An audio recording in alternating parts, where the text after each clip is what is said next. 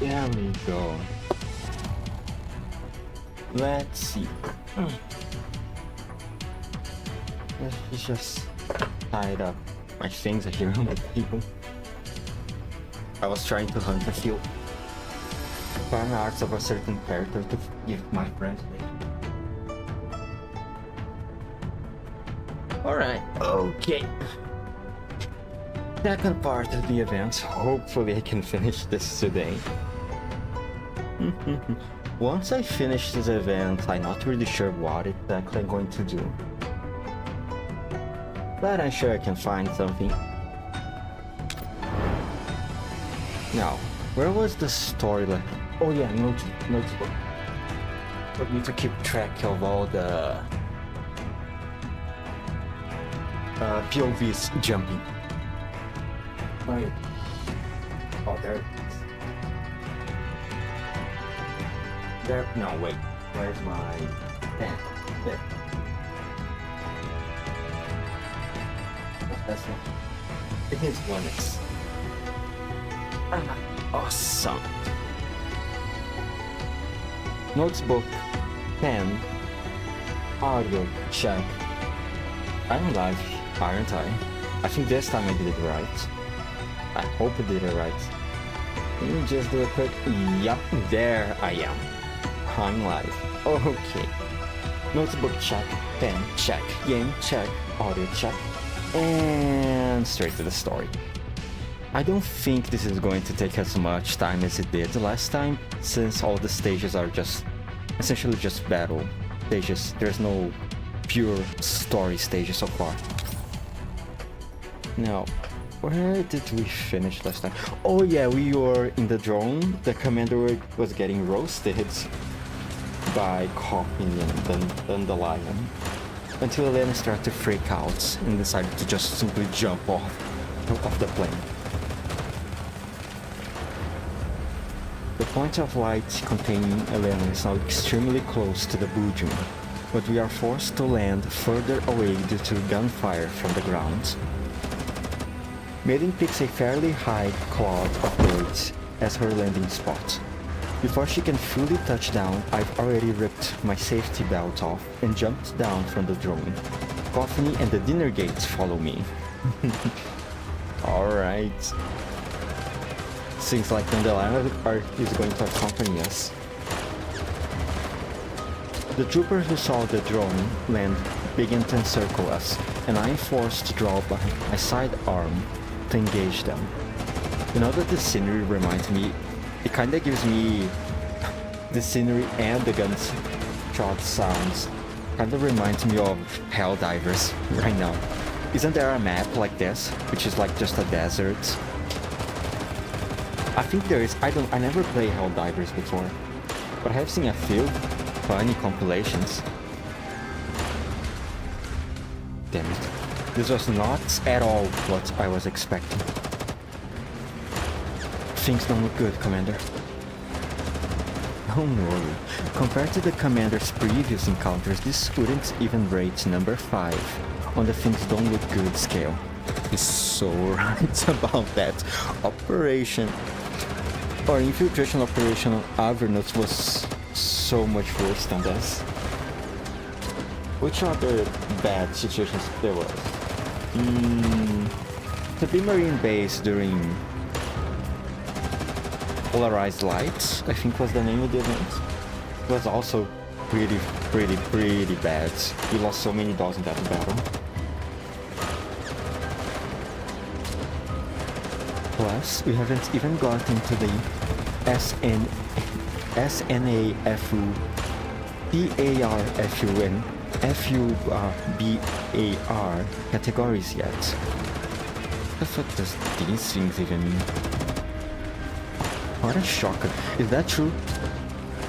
That's enough smug out of you. How are the surroundings? We got about 20 hostiles approaching. Let's see if your skills have dulled over the past 10 years. No, they have not, Dandelion, don't worry. 20 of them. I will manage. Commander is so mean right now. Can you do anything besides scouting and scanning? Little typo over there. Well, as you can see, I'm currently just a feeble Dynagate. The only thing that separates me from other Dynagates is the fact that I can fly. Naturally, I already sent a distress signal to the dolls who can help us, but then you would have had to wait half a day for them to arrive, no? Wow, what a great help you are. Half a day means they will be just in time to find my cooling core. Even if the drone went back right away to pick up Gross and the others, they will take at least 2 hours to arrive. Looks like I can only rely on myself right now. Oops, sorry for hitting that. I look at my handgun and regret not bringing something with a longer range. But there's no point thinking about that now. Since the enemy doesn't know about our situation, our only chance is to hammer them hard and throw them back with speed and violence of action. Coffee, get ready for battle. Dandelion, keep up. Oh, wait, can I do this stage using only Coffee? That's a good question. This level 18. I think I can. Let me see. Achieve victory within 7 turns. How many enemies are here? Assuming that I can kill 1 enemy per turn. 1, 2, 3, 4, 5, 6, 7.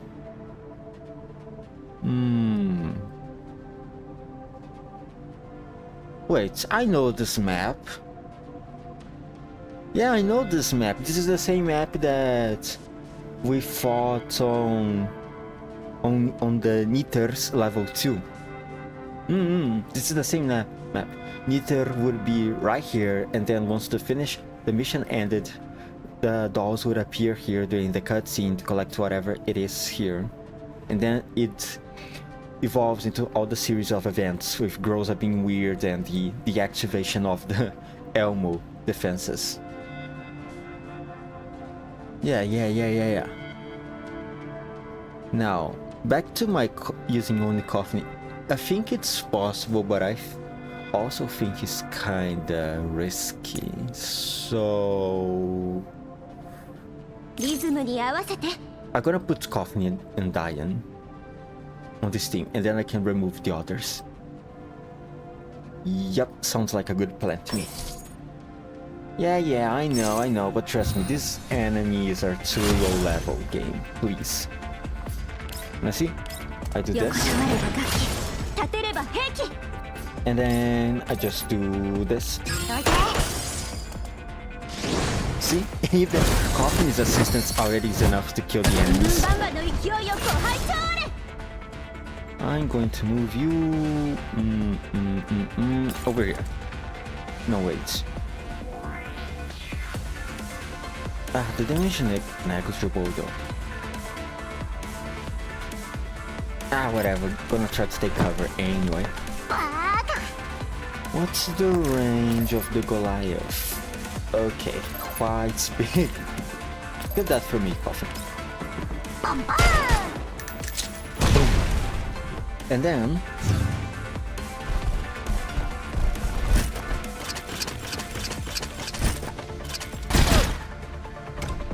negligible damage. Ooh, too slow for you, huh? Sorry, too far away from you, huh? Blade guy. Let me show you what speed looks like. Look at these. Teleports behind you, shoots you, and it's dead. She's so fast. She has so much mobility, it's ridiculous. And kill this guy. Good job, Coffee. Good job. Oh wait, I almost forgot to note down the POV of this stage. Right, we come back to the Commander POV. Okay. Now, where was I? And I am doing enough damage too. Yep, she can. Simple like that. Now, move over here.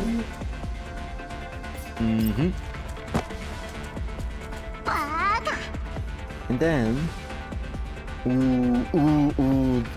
frontal hunter, little cringe spider. 1, 2, 3, 4. Those are 5 legs. Those are not even enough legs to be considered an insect, I think. Whatever. Little spider-looking thing, starfish-looking thing, maybe crab, perhaps, is not capable of going upstairs. Ooh, so cringe, so cringe. I still can shoot me though. Fortunately, he's going to die very soon. Easy like that, perfect victory, end of the stage. Next. Story? Yup, story. The enemy's been beaten back, Commander. What should we do now? Follow me, keep advancing.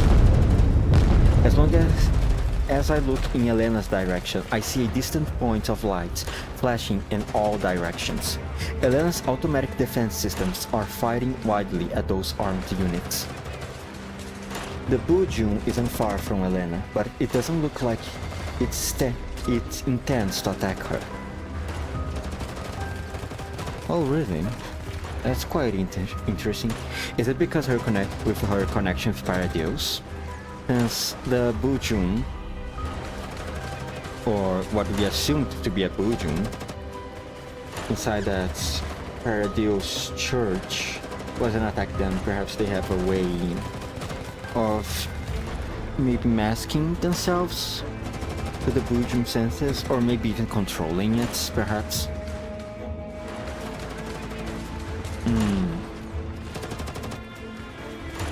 But it is interesting that it seems to not be focusing on her. I wonder why that is.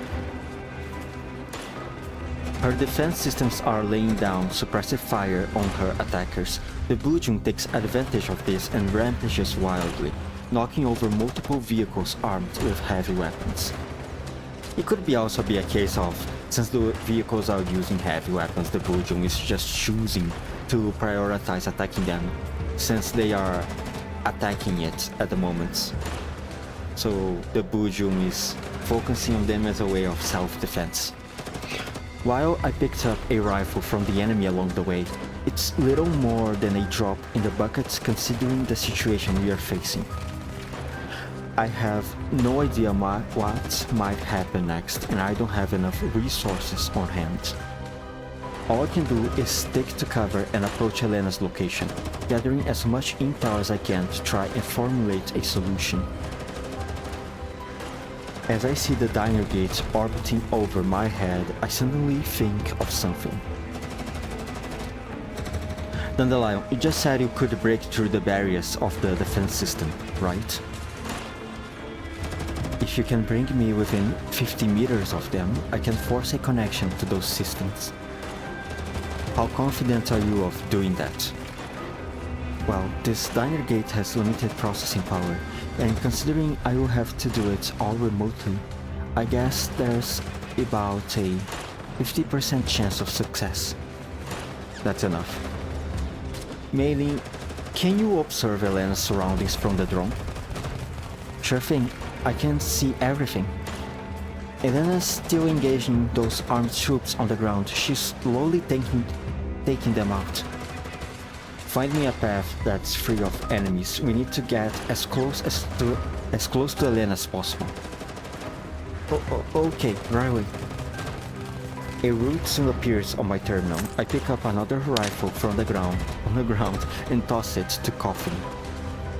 Use this for now. It's handier than a pistol. Yeah, your little tiny pistol. Just hold the enemy down with suppressive fire afterwards. Is Coffin's firearm is Coffin's pistol a Brazilian one? I mean, I heard it's a Taurus, and if it's a Taurus, it sure should be a Brazilian pistol, right? If it is, let's go Brazil. We need to buy Dandelion time. Okay. Wow, is this what you're like when you fight in person, Commander? You haven't seen anything yet, Coffee. If you got any better ideas, now is the time to bring them up. No, I don't. Then follow me. Dandelion, we will need scans of the surrounding for enemies. Mark any hostiles that approach us. Oh, feels just like old times. Not the time to be nostalgic right now. Dandelion, please focus. The diner gate flies ahead of us and clears out a path. With Maylin's directions and Dandelion highlighting enemy positions, we quickly eliminate the scattered troopers that we encounter. Wow, what a nice looking community we have over here. After passing through an open area, Coffee and I jump into a pit that's deeply enough to provide us with cover. This place isn't far from the end. The Blue June's deafening roars remind us of how close we are to danger. Worse still, greenish clouds are closing in from the distance. Commander, there's an incoming collapse storm. We need to hurry. Dandelion, we are moving in to hack the defense systems. Can you control them and bring Elena down? It won't be hard once I gain control privileges over them. Alright, bring Elena down on top of that building afterwards. I point to a nearby abandoned building. It is within 50 meters of Elena. Coffee, cover me from here. I will go there to get Elena. No, Commander, let me go. Just as I am about to jump out of the pit, Coffee grabs me by the sleeve and pulls me back in. The Buju is too close. It's too dangerous for you, Commander. And besides, protecting Elena is my duty. Commander, you should stay here and give commands. You're just one doll. You're just one doll. It's not like commanding you is going to be difficult. I check my ammo. I have 2 magazines left, including the one I picked up on the way here. We should focus our firepower. Come on, let's go. Okay. Wow, you're so brave. I like that. Shut up, Dandelion. Focus. Just keep up. Dandelion, can you stop trying to be all smug for just 5 minutes for now?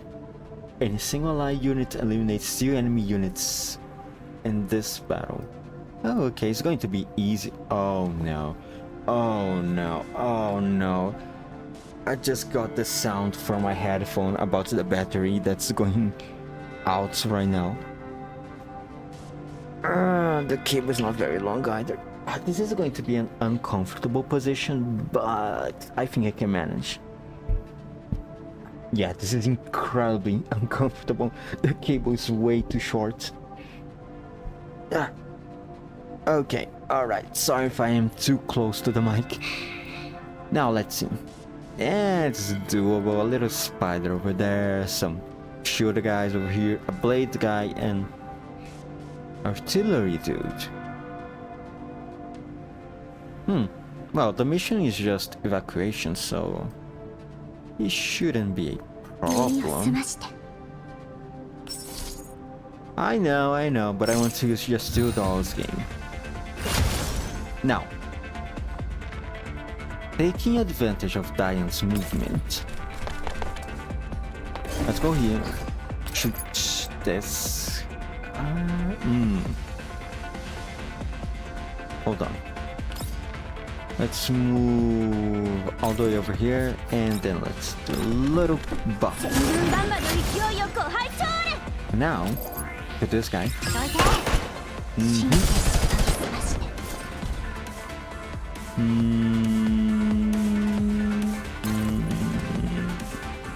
Over there.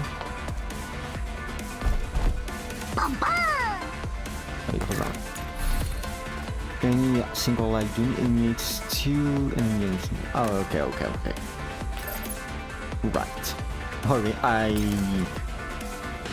For a moment my memory just failed me and I got a little confused about the missions, the extra objectives of this stage. Screw you, artillery guy.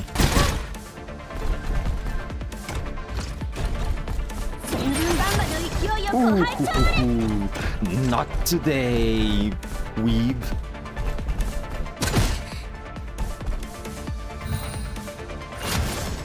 Now we do this. Pew, pew, pew, pew, pew.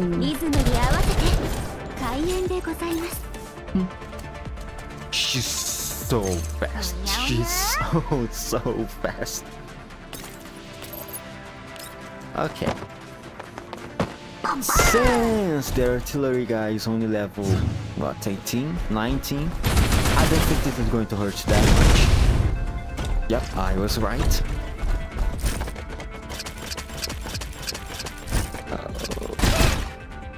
Not a problem. Very doable. Wait, can I one-shot this guy? Ooh, almost. Hold on. What if I do this?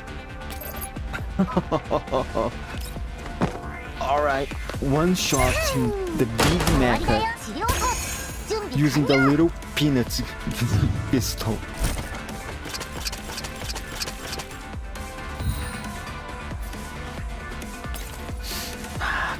Coughing. Compared to the Chinese woman, you're way too slow. Kinda disappointing, really. But I can understand, you have tiny legs, I get it. Unfortunately, there aren't many armed troops left in this area, and we can pass through... Fortunately, there aren't many armed troops left in this area, and we can pass through practically unhindered. Soon, we are inside the building.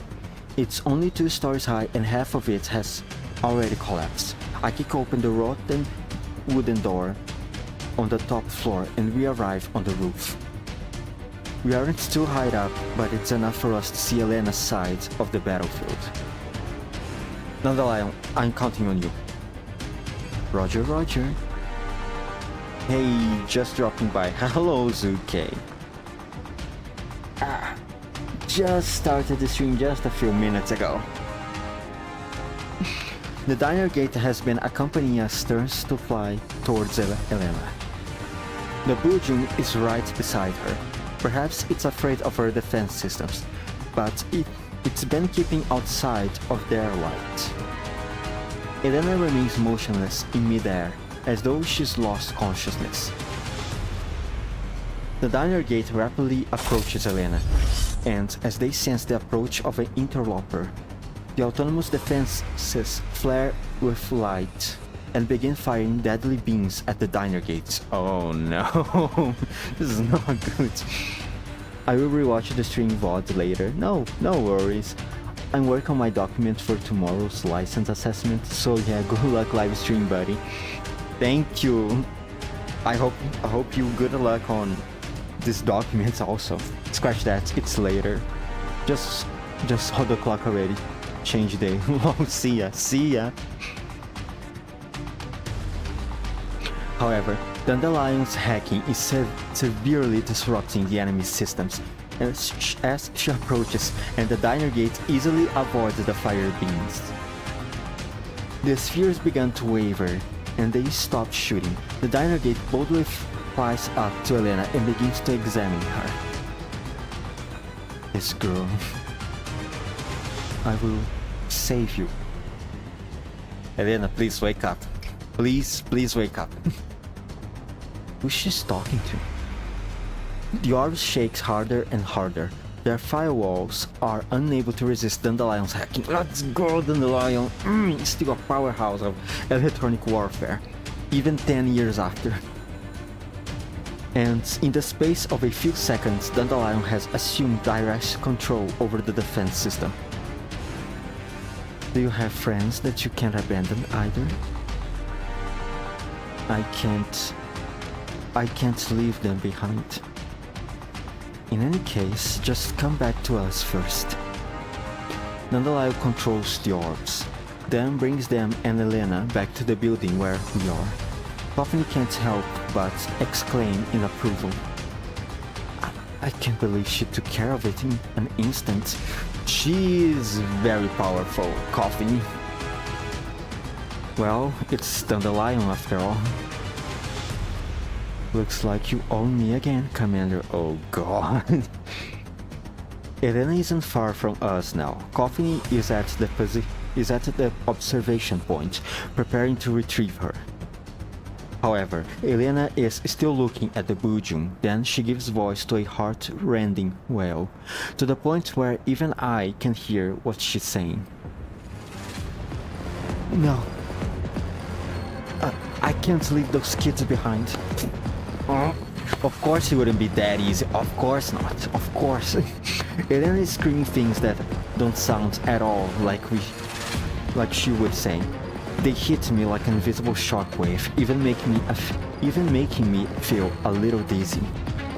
In the distance, the Bujum seems to hear Elena's cry and immediately abandons its battle with the armed troops, rushing towards us at incredible speeds. Oh, towards us, not towards Elena. Oh, that's interesting. What makes she have such immunity from the Bujum, or what makes her seem seemingly invisible to the Bujum, I wonder. It's definitely oh my god, I cannot speak. It's definitely related to Paradise. Now that I think about it, is Elena even human at all? Could she be considered an alien? Do aliens start to feel sick once they go out of the contamination zone, just like Elena does? I don't know. But it is something to keep track of, the fact that she doesn't seem to be attracting the Bujum attention. Despite all her incredible firepower and all the noise she's making just now. What? Hurry, faster! The diner gate leads Elena towards us, flying faster than her. Coffee throws her rifle aside and spreads her arms in a defensive posture, ready to physically cushion the impact of Elena's fall with her body. However, the Bujum emits a bloody curdling scream and speeds up again as it charges right for us. Oh no, we are not going to make it in time. As she sees that the Bujum is about to crash into the building, Coffee throws me out of the building with all her might. In that moment of weightlessness, the Bujum's massive body crashes into the building and swallows up Coffee and Elena's forms. I hit the ground hard, and with the last of my stamina, I see the Bujum wading between the buildings and heading into the distance. Commander, are you alright? Commander, can you hear me? I hear Mailing frantically hailing me through my earpiece, but I'm out of strength to answer and my thinking grinds to a halt. Oh no. This is such an awful place to fall uncautious, Commander. Please don't do this. And what exactly happened to Elena and Coffee? Did the Bujum just straight up swallow them? Wait, Zuki did mention some... I remember the guy left a comment on the chat on last stream mentioning about how much more safer it was inside the Bujum's than inside the Bujum's stomach than inside the Elmo. Wait, was the guy... Did he kinda just softly spoiled me? Did Elena and Coffee just got swallowed up by the Bujum and Zuki just gave me a soft spoiler on chat without me noticing? God damn it. God fucking damn it. Whatever. Requesting backup. We've been attacked by unknown dolls. Is there anyone else around? And then we jump back to Diane POV. In the future. Got it. Let me note that down. Let me just scratch a few arrows to keep track of the timeline.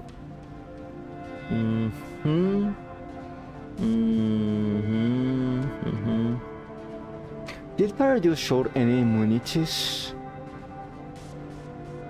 Oh, sorry, I was thinking of Elena.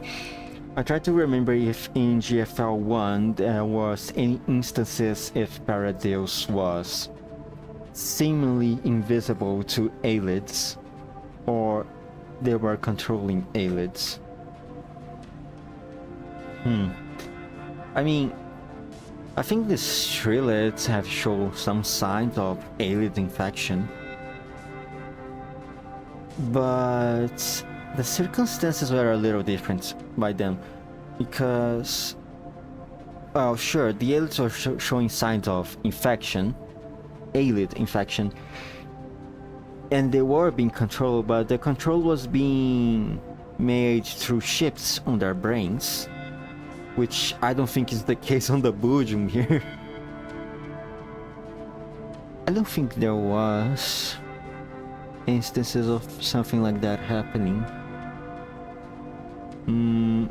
What about the No, the giants were not controlled by Paradise. Maybe lured, but not exactly controlled. I think this is something new. We are the last unit that managed to fall back. Hasn't backup arrived yet? HQ sent the mishaps over, but there's no telling when they will get here. Mishaps? God damn it. They might as well just kill us on the spot. HQ should never have ordered us to fight that damn Boojum. All our guys are dead. Oh, there it is, the fastest Chinese woman in this game. Enemy reinforcements have arrived. Pay attention to changes in the battlefield situation. Bring it on. If they come, I've got the bullets for them. Okay, some Thai close-up thanks game, I guess. Let me see, Diane and Coffin. Yup. Let me see, achieve victory, lose no more than 1 unit. Win within 6 turns.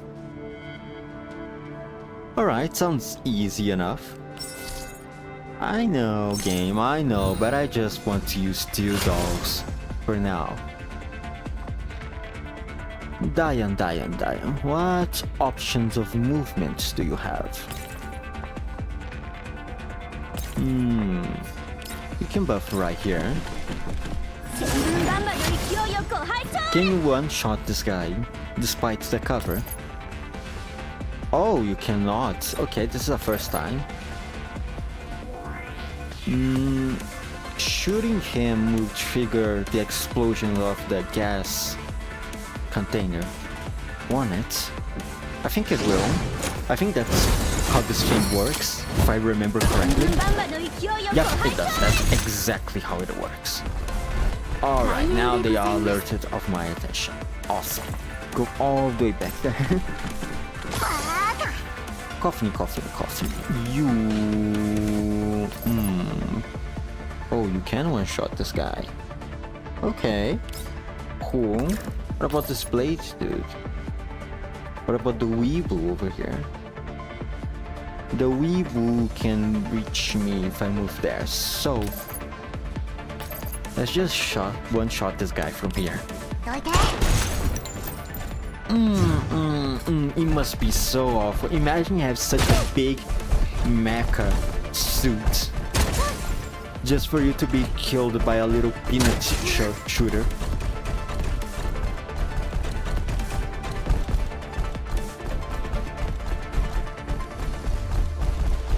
Ooh, those are a lot of guys. And there goes my cover. God damn it, what is this thing made of? Oops. Shoot the Weevil. And now, If we can finally... No. Oh, that will kill it. Okay, now moving on. Move over there.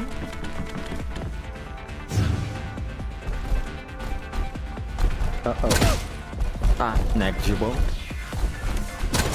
Negligible. Negligible damage. Alright, I don't even need to worry about it.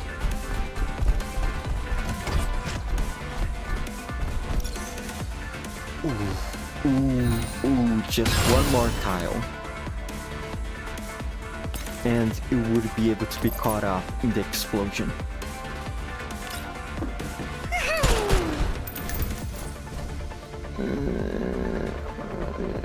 If I move... Actually, never mind. The damage is so negligible that it doesn't really matter. See? Easy. Kill this guy.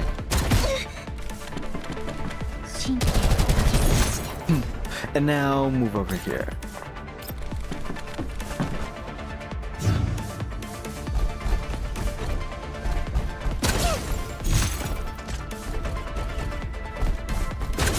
Ouch.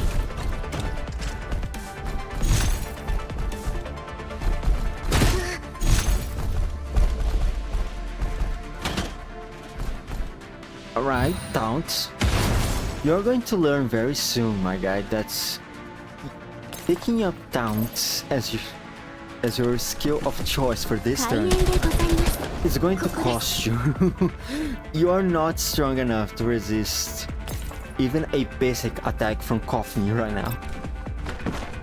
You're way too under level for that, my dude. See?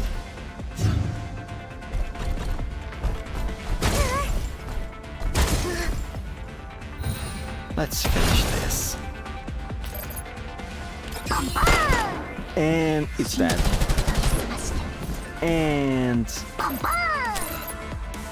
whatever. I have to move, right? Okay. No. And dead also. It's just that easy.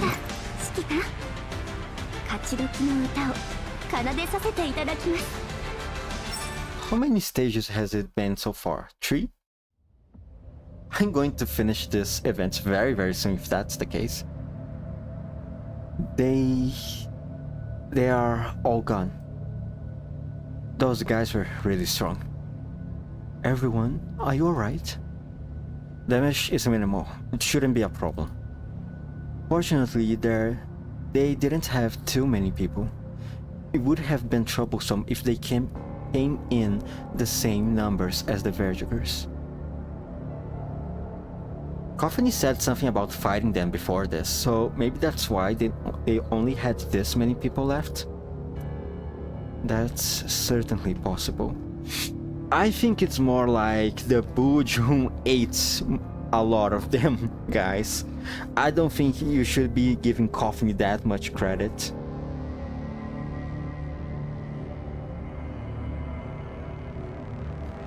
My god. Why am I feeling sleepy right now? I don't think I have slept too little last night. Oh well, whatever. I deal with it later by drinking some tea. These people are much better fighters than the Verdigers, and they got very good gear.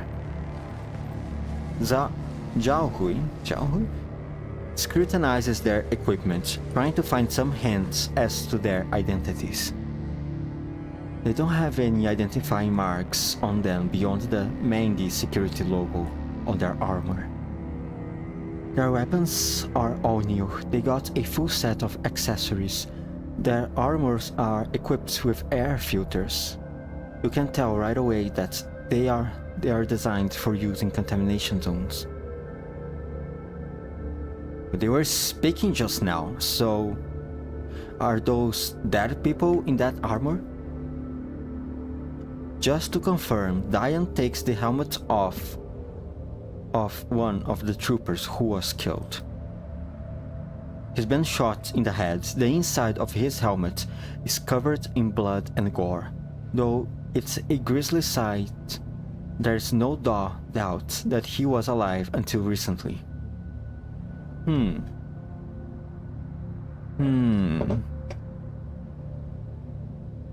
They are probably standard PMC fighters. But normal PMCs wouldn't go up against the commander, right? Speaking of which, why were they trying to capture Elena? I'm not sure either.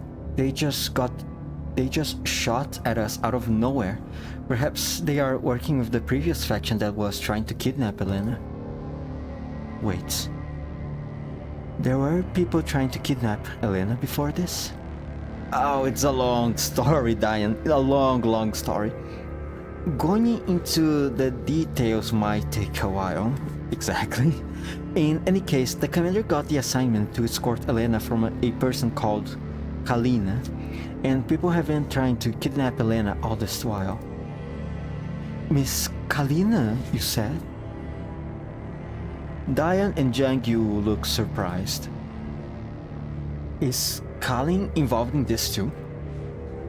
If it's an assignment from Miss Kalina, and she gave it to the commander to carry out, then it must be very important. Miss Coffiny, why don't we head to that location ASAP? Yeah, it's just over here.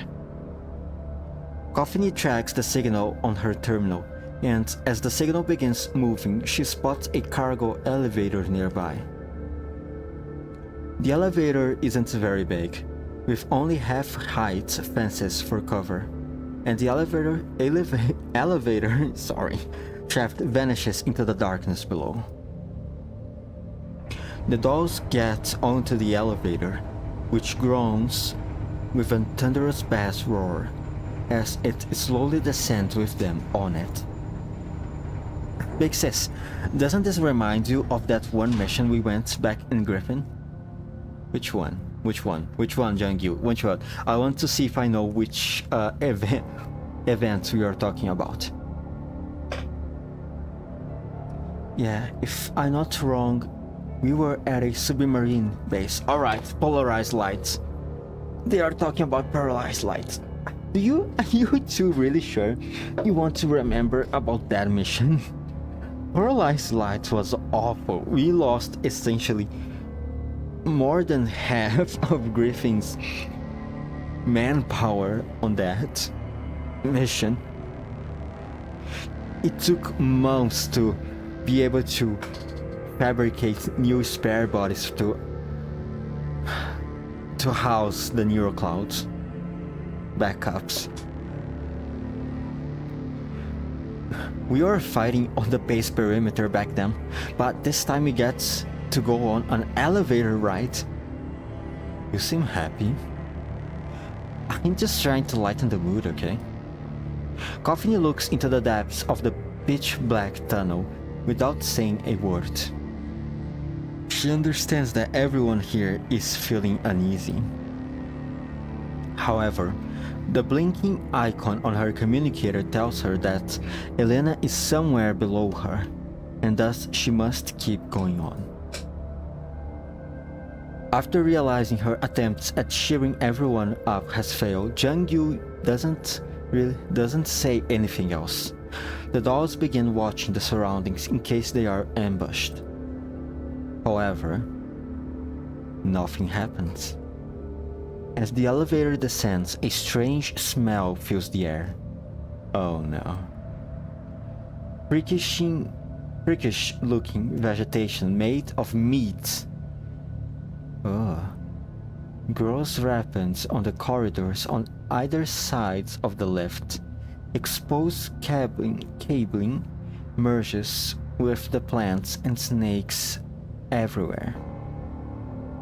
Perhaps she's just imagining things, but as they continue downward, the surrounding temperature seems to get lower. The collapse particle intensity in this place is rising. Yeah, I can feel it. Coffee's terminal screen is coated in frost. Frost! How cold is this place?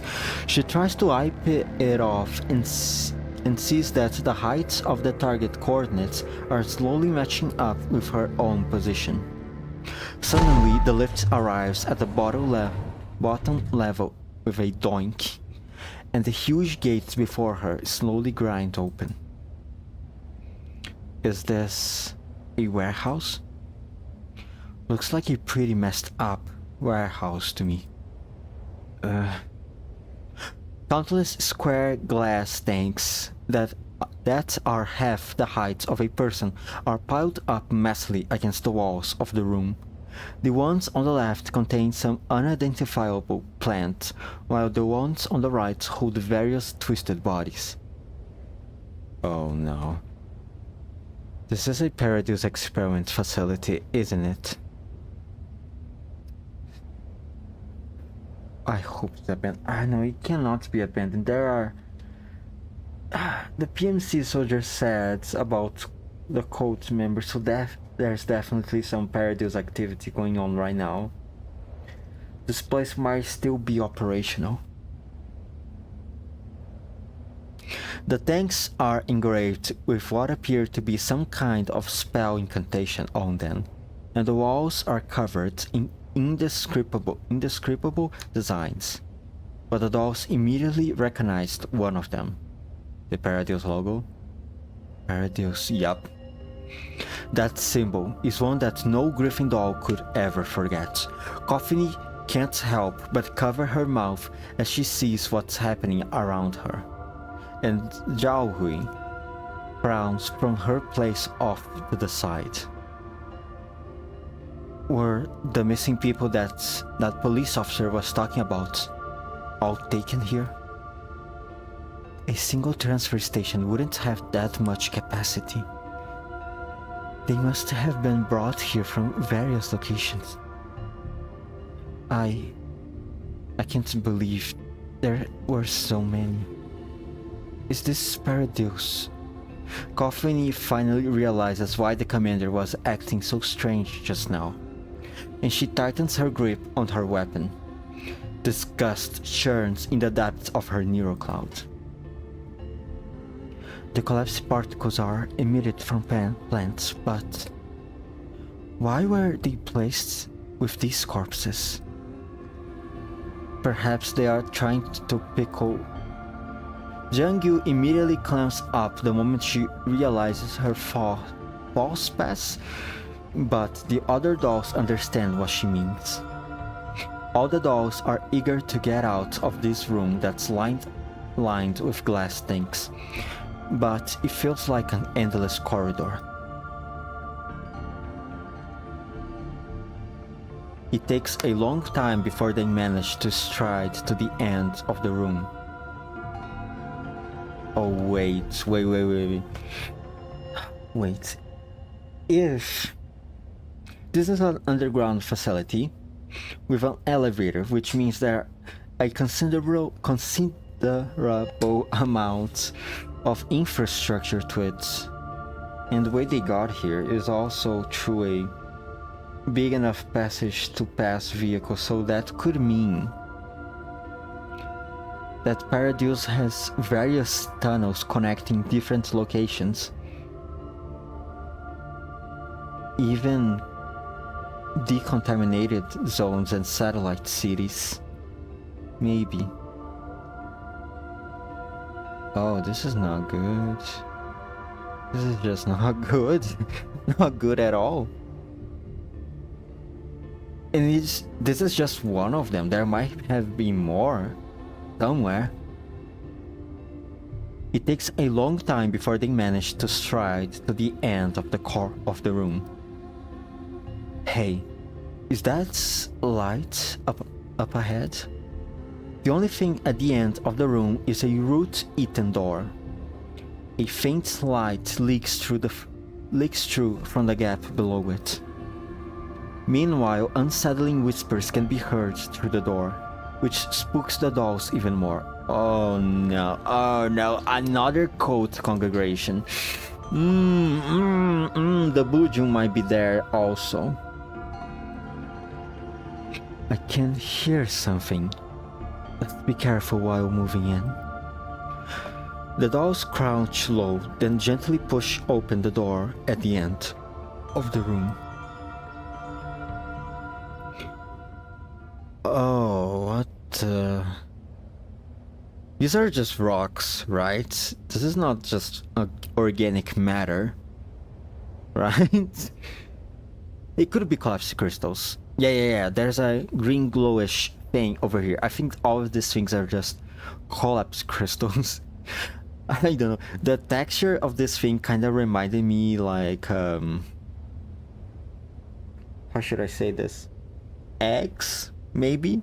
You know, like when organic matter gets hard.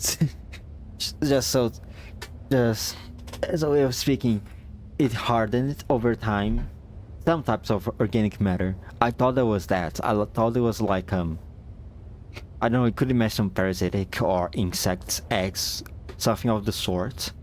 Just because of the way they seem to be like glued or coming out of this different surfaces like that.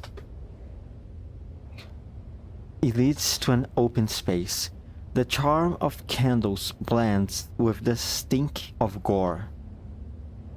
And hits Dan square in the face. The whispering becomes clearer, and as it repeats over and over again, the dolls can make out what it says. May deformity be exchanged by purity. If you must pass wisdom on to this sinful world, then may my form be the medium.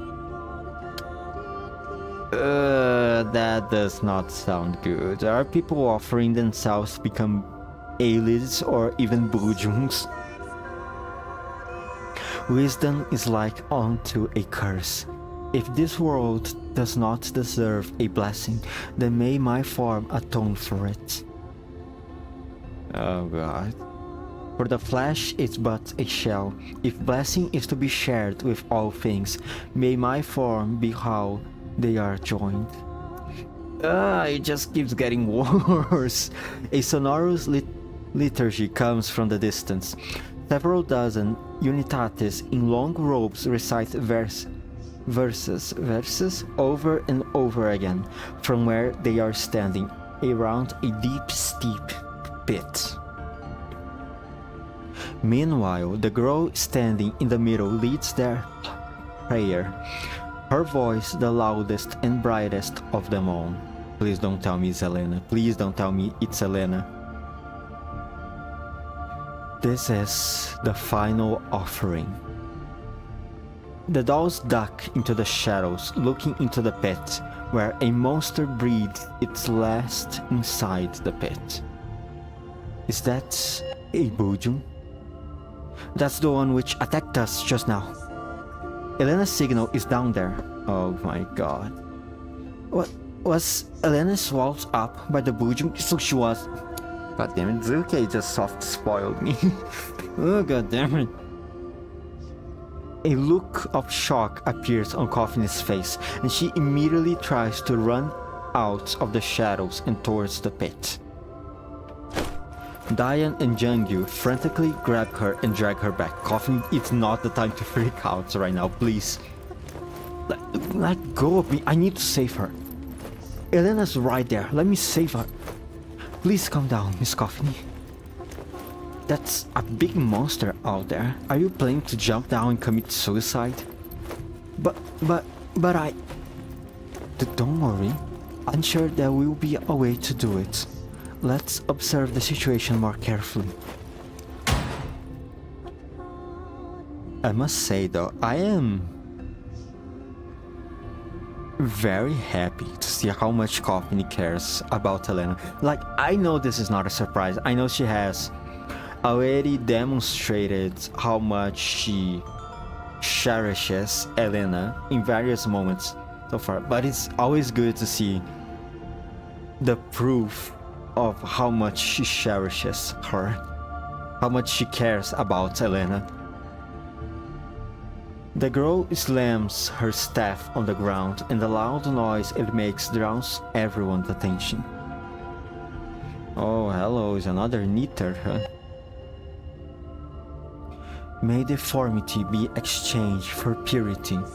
If you must pass wisdom onto the sinful world, then may my form be the medium. Cries of fear come from among the Unitates, but their bodies continue marching onto the pit. Are they throwing themselves onto it? Wait. Are they offering themselves as food for the Bujum? Their trembling is visible, even through their robes, as terror echoes among the congregation. Wisdom is like unto a curse. If this world does not deserve a blessing, then may my form atone for it. The Unitates pull out daggers in trembling hands and point them toward their own throats. Oh god. Some people try to struggle against this, but their bodies do not heed their command. Although, as though they were not in control of their actions.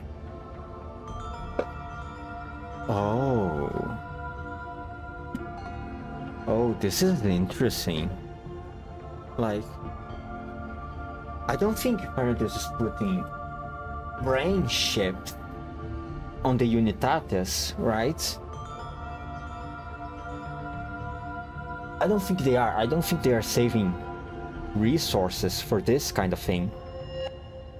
Especially if they are just offering them as sacrifice for some sort of ritual. Or as food for the Bujum.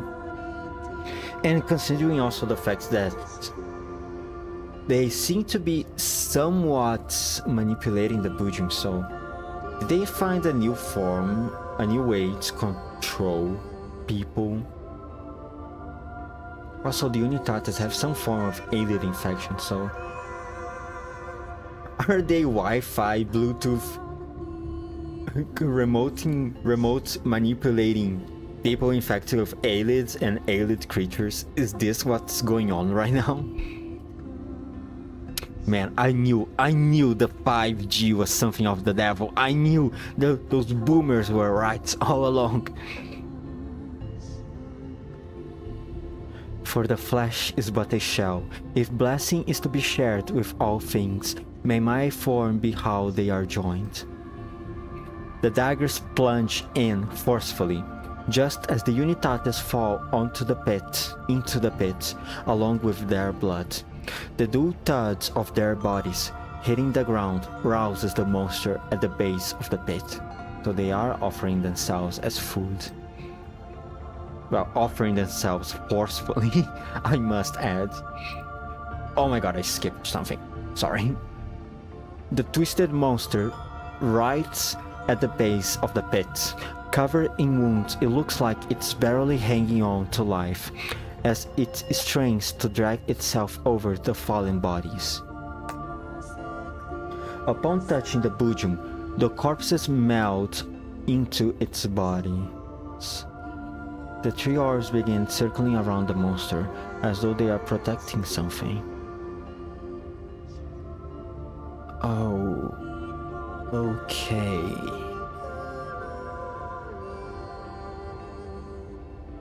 Wait, so they are not being eaten, they are just being merged with it. So is the Bujum using their biomass to regenerate itself? Since it's so wounded? Possibly because of its previous fight with the NPC troopers. A massive plant coils around the Bujum tail, biting it into the base of the pit. The Bujum emits a shrill cry from time to time, sounding like a howl of pain and a roar of anger at the same time. So this Bujum wasn't formed naturally? Paradeus is feeding their followers to Bujums? That's disgusting. The group shifts their attention from the Bujum to the girl by the pet. She seems to be smiling happily, like she's at an amusement park. Of course, the Paradeus is happy. Bunch of freaks. Where you have Paradeus, there's bound to be Nitos. This one ought to be Niter. Niter? Yeah, we fought Paradeus before this, and this one looks just like the Niter we met earlier. Is she a mutant Nito or something? We ought to be having a really hard time beating a Nito with our present weaponry.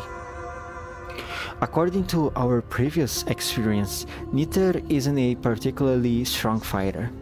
She's more like a doll. Coffiny lowers her head, then raises her weapon like she's made up her mind before addressing everyone. The Bujum hasn't fully recovered yet. This is the best chance for us. If we kill Niter, nobody can stop us from saving Elena. Oh my god. Coffiny, please. Please. Coffiny. Stop being so... Coffiny, please. Please, Coffiny. You looking?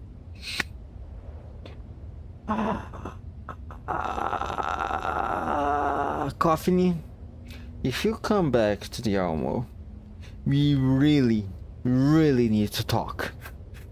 Please don't go ahead just making decisions by yourself. Coffiny fires at Niter before anyone can stop her, but the bullet does no harm to Niter. It is as though it had vanished into thin air. Oh, there we go. There we go. I guess we are fighting now. Niter whirls around in rage, slamming her staff into the ground. A loud echo fills the air, followed by an angry shout from her. The time of blessing has not yet arrived. You shall not profane this sanctuary with your insolence. Everyone, get ready for the battle. Be careful as you face the enemy. God fucking damn it, Coffee. Alright, what we have here? Niter, Unitas 015, the most annoying one, okay. Oh, you have enemy units from both sides. Okay, alright. Well, since Coffee seems to be so eager to just kill herself, I guess I'm going to just use her to push through these enemies, while Diane does her best to try to defend against these guys. Achieve victory, lose no more than 1 unit, win within 6 turns. I got it in the bag. Whew. Man, why am I feeling so sleepy? I had an okay night of sleep last night.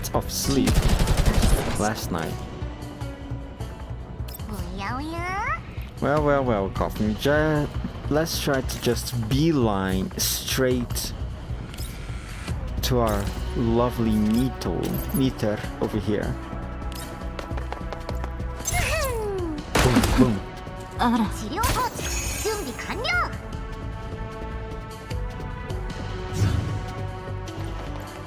Oh. Negligible. Didn't even make a scratch. You know what this reminds me? Standing here, I realize, forgot the lyrics. They just keep shooting and shooting, but Coffin is standing there like a champ. Only if this was lore accurate. Sadly, in the lore, I imagine Coffin is very, very squishy and not as powerful as this. Bang, bang. Easy, just like that. This is going to be such a short stream, man. The ringing in my ears interferes with my perceptions. Oh, we are back to the commander.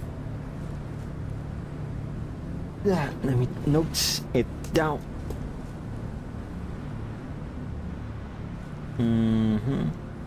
Commander.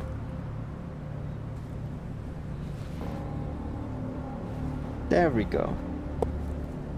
The ringing in my ears interferes with my perceptions, and I don't know how long has passed until I finally regain some sensation in my body. Fortunately, the aches and pain coursing through my body is a reminder that I am alive. Lucky once again, Commander. It is almost as if you have a certain friend controlling destiny to make sure that you survive until the end. I sense the weight on my body lessening. Somebody is moving the stones on top of me away, one by one. Mailing? Elena? The world in my eyes goes from a neon-esque blur to clarity, and a petite form slowly comes into view. Elena? The person before me is Elena. She does not answer, only stands aside, watching me fearfully. Elena, please, wake up. I look at her dust-covered hands and realize just who moved those stones aside. I cough and spit up the dust and dirt in my mouth. Then I take stock of my body. I can't quite seem to exert any strength in my left arm. Looks like it's been dislocated. I prop myself up with my right arm, then look around. Commander, are you awake? Oh, Dandelion, thank God.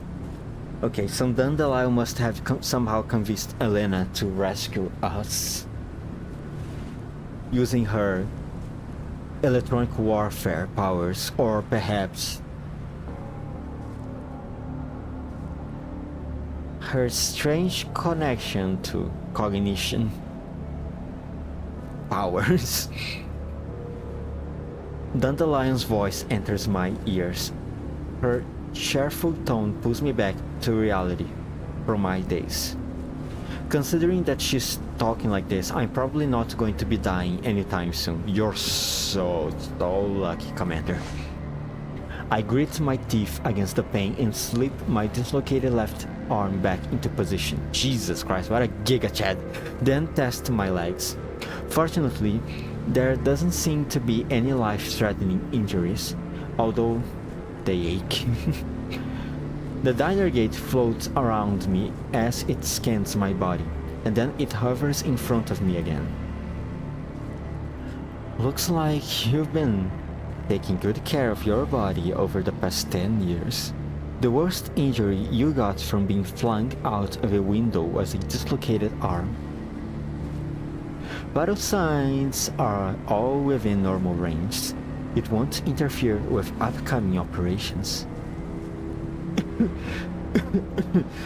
I'm just glad to be alive. I look around. My surroundings are a mess, and the rickety building that the Bulljung hit has completely collapsed.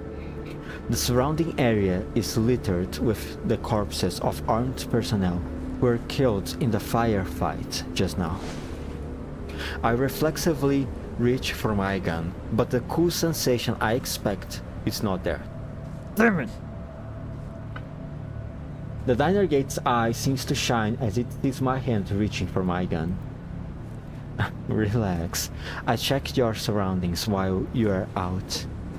As you can see, there isn't a single soul around here, so you don't have to worry about being attacked again. However, the diner gate flies a little higher and looks into the distance. As I follow Dandelion's gaze, I see a big patch of dark greenish clouds not far away from us. Oh yeah, the collapsed storm. I remember, I think Mei-Ling mentioned it. Oh, this is bad, this is bad, this is bad. Oh, you need to find refuge. Damn it, is the collapsed storm that close already? Fortunately, I found you quickly enough.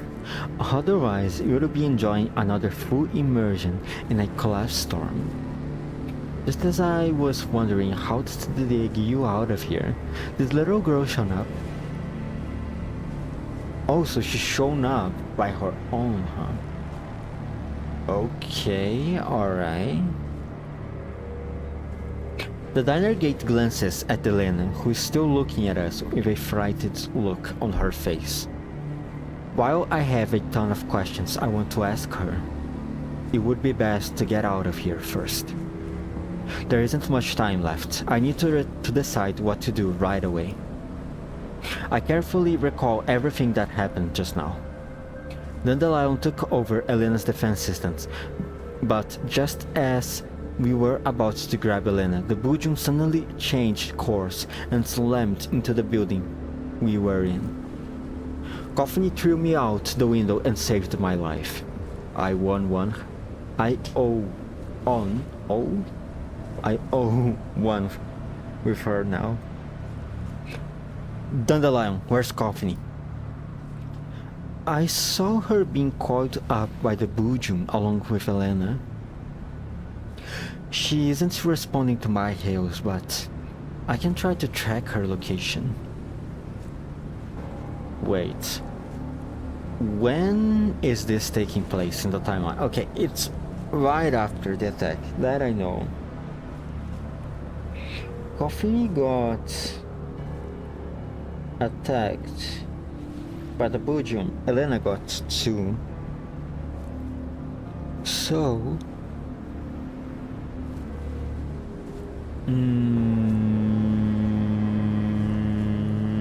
does that mean...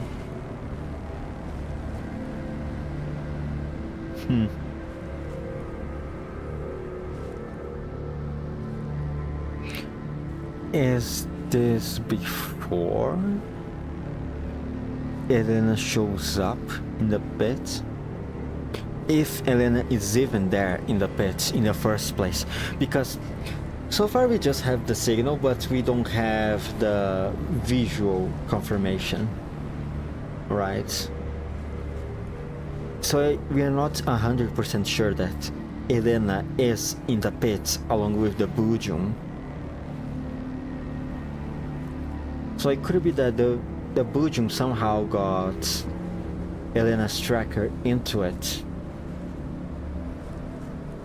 Then maybe the spheres that protected Coffee when she got into the station on the satellite city were being controlled by Dandelion, since the commander mentioned it that Dandelion now has access to the defense systems.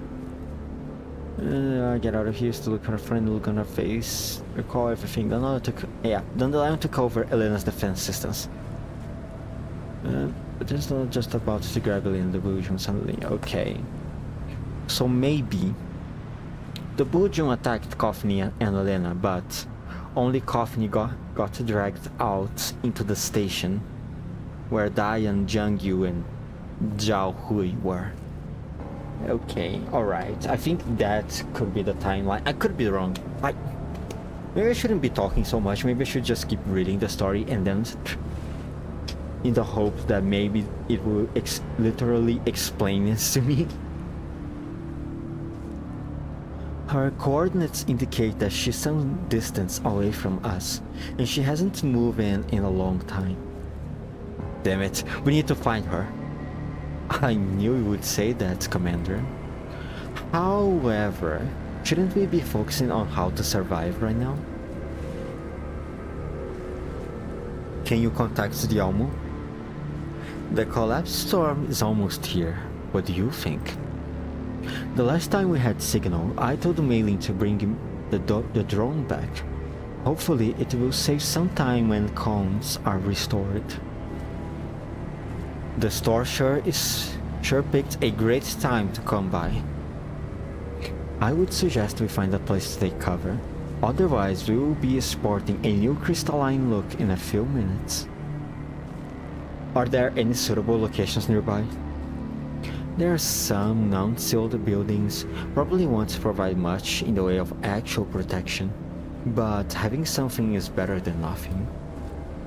Fortunately, Elena is a fully immune individual, and this isn't your first time being exposed to highly contaminated environments, so you should be fine. Will it really be okay? A look of hesitation briefly crosses Elena's face, but in the end she works up her courage and walks up to me and the diner gate. This way. What's wrong, Elena? Go this way. After pointing in the way she wants to go, Elena runs off into the distance. After a while, she stops to look back at us, then keeps moving ahead. Is Elena headed for safety? How does she know which places are safe? You can ask that question when you've reached safety. I force myself to my feet. Looking back, the ruins under the thick dark clouds look like a massive graveyard. There's no time for me to spend on contemplation. I begin moving in the direction where Elena went and get out of here.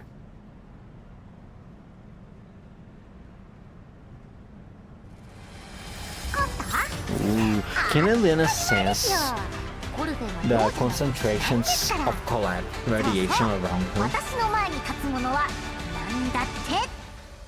Can she? Is this a new power? Is this a power that she has? Like that character on Made in Abyss, what was her name? Nanachi, like Nanachi, who can sense the flow of the curse of the abyss. Can Elena do something the same, or is she just pulling stuff out of her memory somehow? Over here. Elena stops in front of a high point on the edge of the ruins. There is a disguised entrance visible near a half-buried slope. Initial inspection of the entrance reveals that it's been well camouflaged by vegetation and rubble, but looking closer inside shows clear signs of man-made architecture. Oh boy, more tunnels! More Paradise tunnels, let's go! Is this the entrance of an underground broker base? The inside of the tunnel is much larger than expected. It's big enough for two trucks to drive through it side by side. The collapse storm outside carries wave after wave of dirt with it. There are no more traces worth investigation on the surface now. Looks like you know this stuff really well, Commander. Could you explain? They are traders who do business in the contamination zones. Naturally, the URNC views them as smugglers. Well, the smugglers sure are bold to have hidden such a big entrance here. Well, they are brave enough to transport anything from small animals to heavy arms. Did you really not know that? Not at all? Seriously? In theory, Dandelion should probably not know about these people and things that are only found within the contamination zones. But for some reason, I have the feeling she's already familiar with these things. Elena doesn't pay attention to our discussion. Instead, she goes deeper into the tunnel and I run up to grab her shoulder. She turns to me, a troubled look in her eyes. I walk past and in front of her, then shine my torch into the tunnel. It is empty.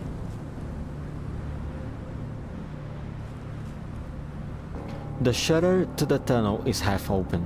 Once again, Elena ignores me and walks in. Although I can't be sure that it's safe in there, I have no choice but to grit my teeth and head inside. Sorry.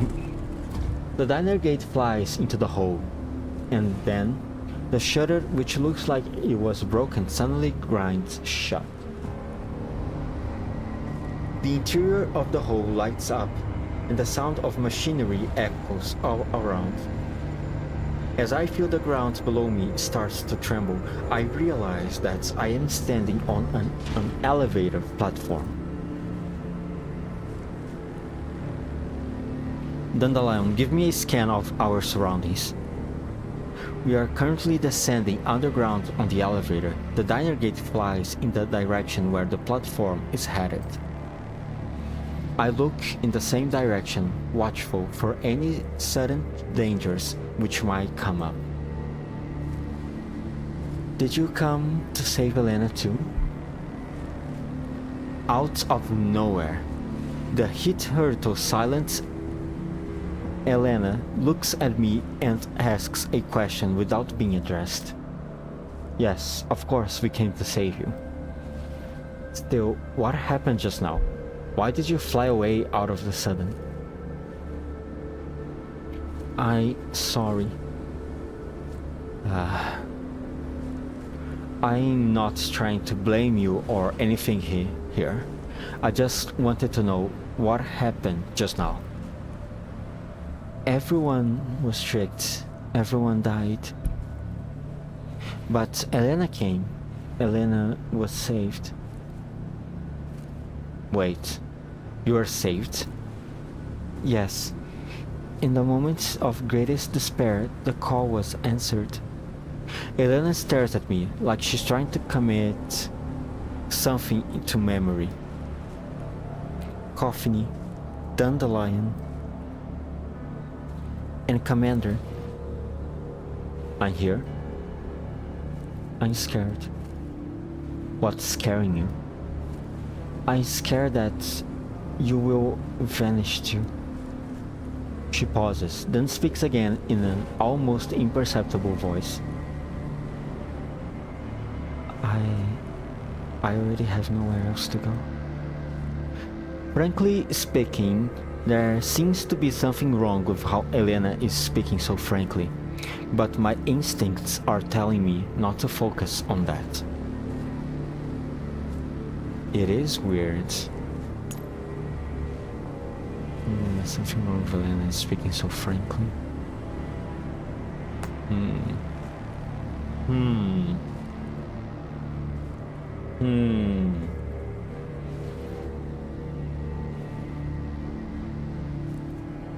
I think for now I'll just keep that in mind. I have the feeling that if I do voice my suspicions, the girl will vanish like a popped soap bubble. Did anyone vanish down here? The people who once stood beside me are gone. Her speech is so much clearer now also. Like usually she would only speak a few words in very short sentences, like 2 or 3 words sentences. But now she seems to be very proficient on the way she speaks. This is weird. The people who helped me in my struggles are gone. Everyone has suffered because Elena exists. However, the people who answered me should not become the new sacrifice. Upon saying this, Elena lowers her head and does not speak further. I go over her words in my head, trying to extract meaning from them. Perhaps all this is related to what just happened here. With that in mind, I begin looking around the surroundings. The elevator and walls are covered in the scars of battle. and it's plain to see they are all quite recent. We've encountered those unknown armed men and that Bujum from the time the signal went through until we touched down. So something must have happened here recently.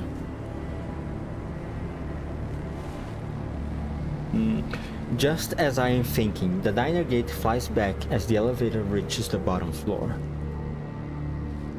Commander, I have good news and bad news. Which would you like to hear first? Oh my god, oh my god. Please don't tell me she's going to do exactly what she did with STAR on GFL1. STAR 15, STAR 5, I don't remember now, god damn. I just did my GFL1 dailies this morning. I should remember her name. Oh well, whatever. But anyway, what I was trying to say, don't tell me she's going to do the same thing that she did back then. Where I tell her to tell me the bad news first, and then she just out of spite, just out of a way, just for the sake of pissing me off, she's going to deliver the other one first instead of the one I asked for. Start with the bad news. The bad news, oh, okay, never mind, she's not going to troll me right now. Alright, good to see that she's taking things somehow seriously right now. The bad news is that the following scenes might end up inducing stomach distress. However, they are also highly informative, so you will need to look at them anyway. And what's the good news? The good news is that Coffee's signal is on the move. Hopefully that means her frame is still functioning and we won't need to load her neural cloud from a backup. How far away from us is she?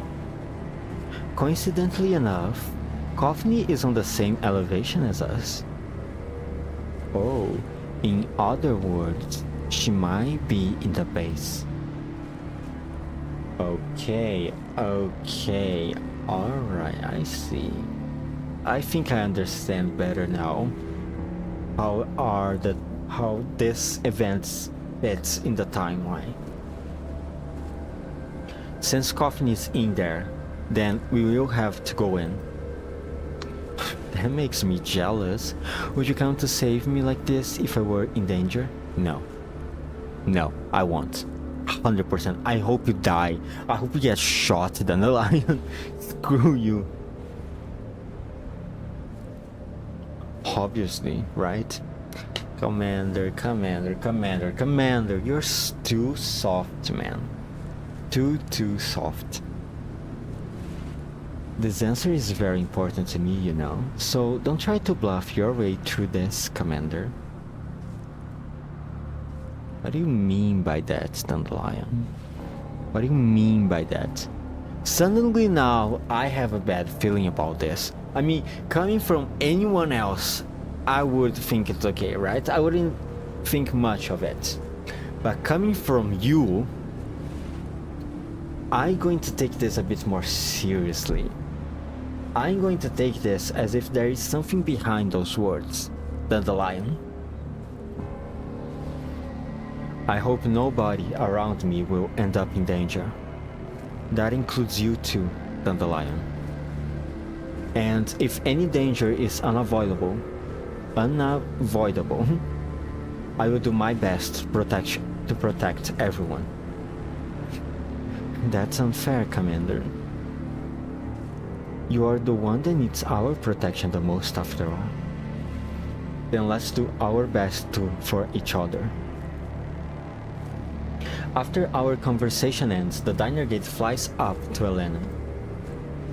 Can you contact your defense systems? We could just walk right in with those balls on our side. Elena shakes her head. Oh no. Did they got stolen? My god, I cannot stop just...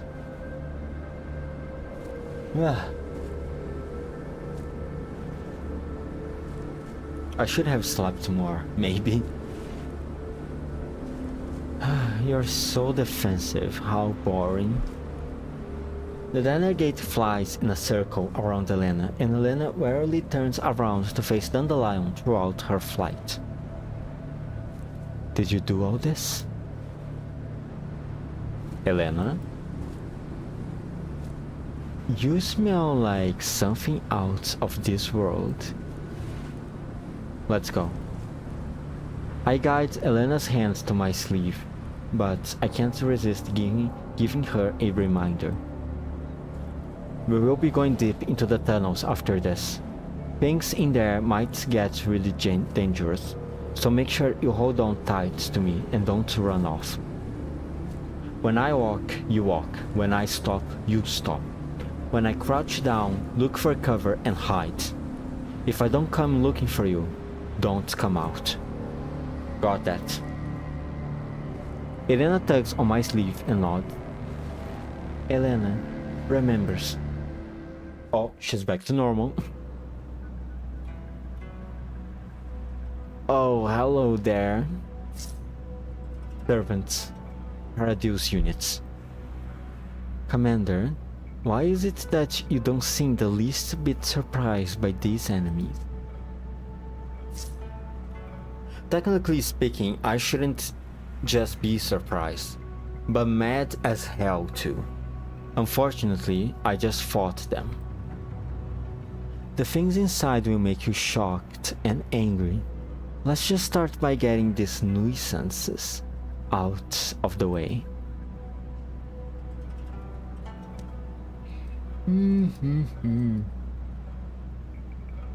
Let me see. Eliminates all enemies, lose no more than 1 unit. Any single allied unit eliminates 2 enemy units in this battle. Okay, and then we have Unitas. 1, 2, 3, 4. Wait. I think I know this map. Yeah, I think we are recycling maps again. Oh well, anyway. Let me see. Oops.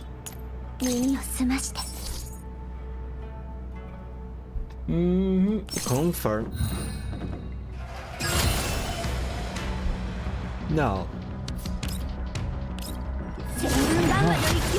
My god, I feel so sleepy for some reason.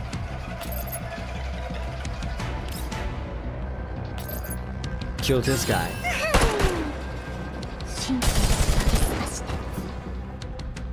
Move. Over here.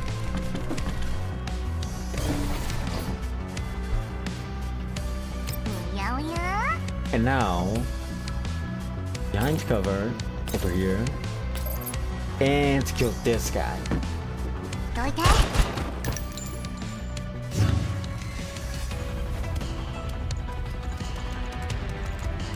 Uh-oh. Ah, negligible.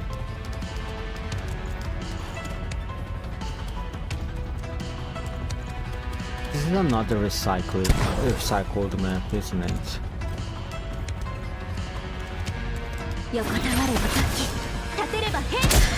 Oh wait, it is a recycled map. I recognize this one. Okay. Yeah. I fought in this map. This was the one who... It was on that mission where I used Vapley, Groza, Coffee, and Nemesis. Yeah. There was 1 unit, 3 units in total that I needed to kill. 1 down here, the other 2 up here. And then down here would keep spawning enemies. Yeah. It's that mission. Recycling stages, huh? Alright, okay, I see you, Mika. I see you. Kill this guy. Move over here. Now, Coffee. Ooh, not enough to kill this guy, huh? Oh, this one's enough. 治療装置準備完了。 Coffee's infinite range 立てれば for the hitting of her third skill makes me so happy.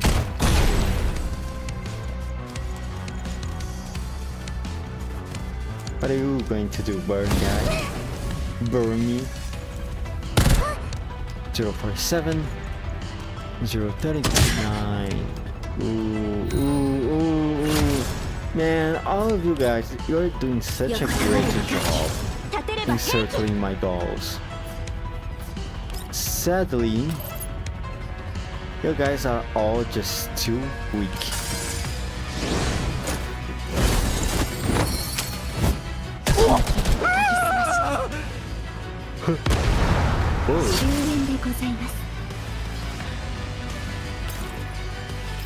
Exploding yourself, huh? Coffee, go over here and kill this guy. Bang.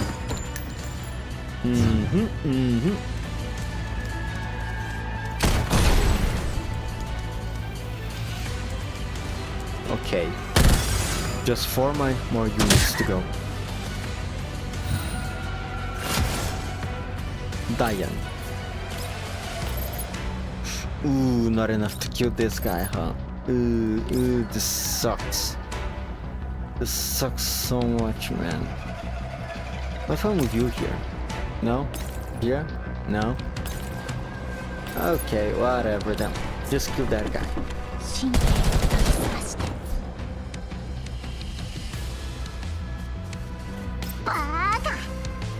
There. And Coffee. One shot this guy.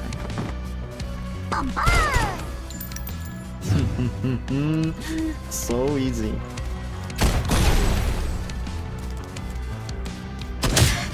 Ouch. Well, guess who won this stage?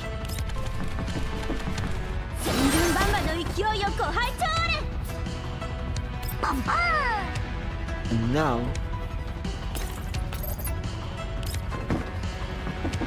shooting point blank. Is shooting enemies at point blank considered a war crime? Now the question comes to my mind. Sorry for stalling, but I just got curious. Let me see. Google is shooting someone. I find it kind of funny the results it brought in. I just wrote so far is shooting someone, and then Google just completes it by is shooting someone a felony. I don't know, man. Do you think it is? Sounds like a felony to me. Shooting someone shooting someone at point blank. Point blank the correct expression. Okay, shooting point blank done. The gun is fired extremely close to the target, or when almost touched. Okay. Yeah. Shooting point blank, a war crime? Question mark.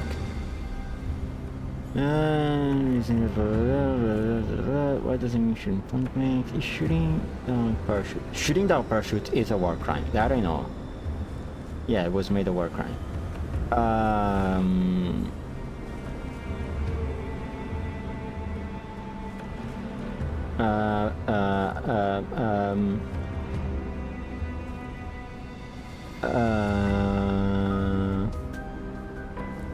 It's crucial in the military instruct to fire at any targets within this range by simply placing their weapon signs. It's not a war crime. Okay. Alright, good to know. So, if you ever want to shoot someone at point blank, You can breathe a sigh of relief, alright? It's not only not a war crime, according to the Wikipedia, it's also encouraged to do that to make sure you are going to kill your enemies. Wonderful stuff. The enemies are all down. I look around carefully in case someone's waiting to ambush me. The diner gate's eye flashes a few times. Dandelion's voice speaks, not from the diner gate speakers, but directly into my earpiece. Looks like the final piece of the puzzle has appeared at last. What will you do, Commander? Well, we've come all the way to an old friend's house now. Might as well sit down, make ourselves comfortable, and see if there's anything valuable around the place. Looks like this old friend of yours has fallen on tough times. There is a bunch of raw garbage in the corner, some out of place military supplies over there. It looks like they've been reduced to hiring contractors to mine the place. You should be praised for your work, Commander. We will talk about that once we've ripped the skulls out by the roots. That's strange. How come there's nobody keeping watch? I am starting to connect the dots here. So a Bujum appeared nearby. The PMCs appointed as security moved out to eliminate it. In the end, not only could they not be the monster, but they even ran into us and they ended up getting wiped out. Well, it's an idea, but it's missing out a lot of details. Why did the Bujum show up near a Paradox stronghold? And why was it that the PMCs had to go and fight the Bujum in said stronghold, since it was underground? It just doesn't make sense, unless the Bujum was escaping the stronghold and fleeing to the surface. Now, that's an interesting guess. In that case, why did Elena seek the Bujum out? Why do she act like she knows this place so well? The diner gate looks at Elena, but Elena doesn't notice us gazing at her. Instead, she looks nervously further within. This girl has many secrets about her.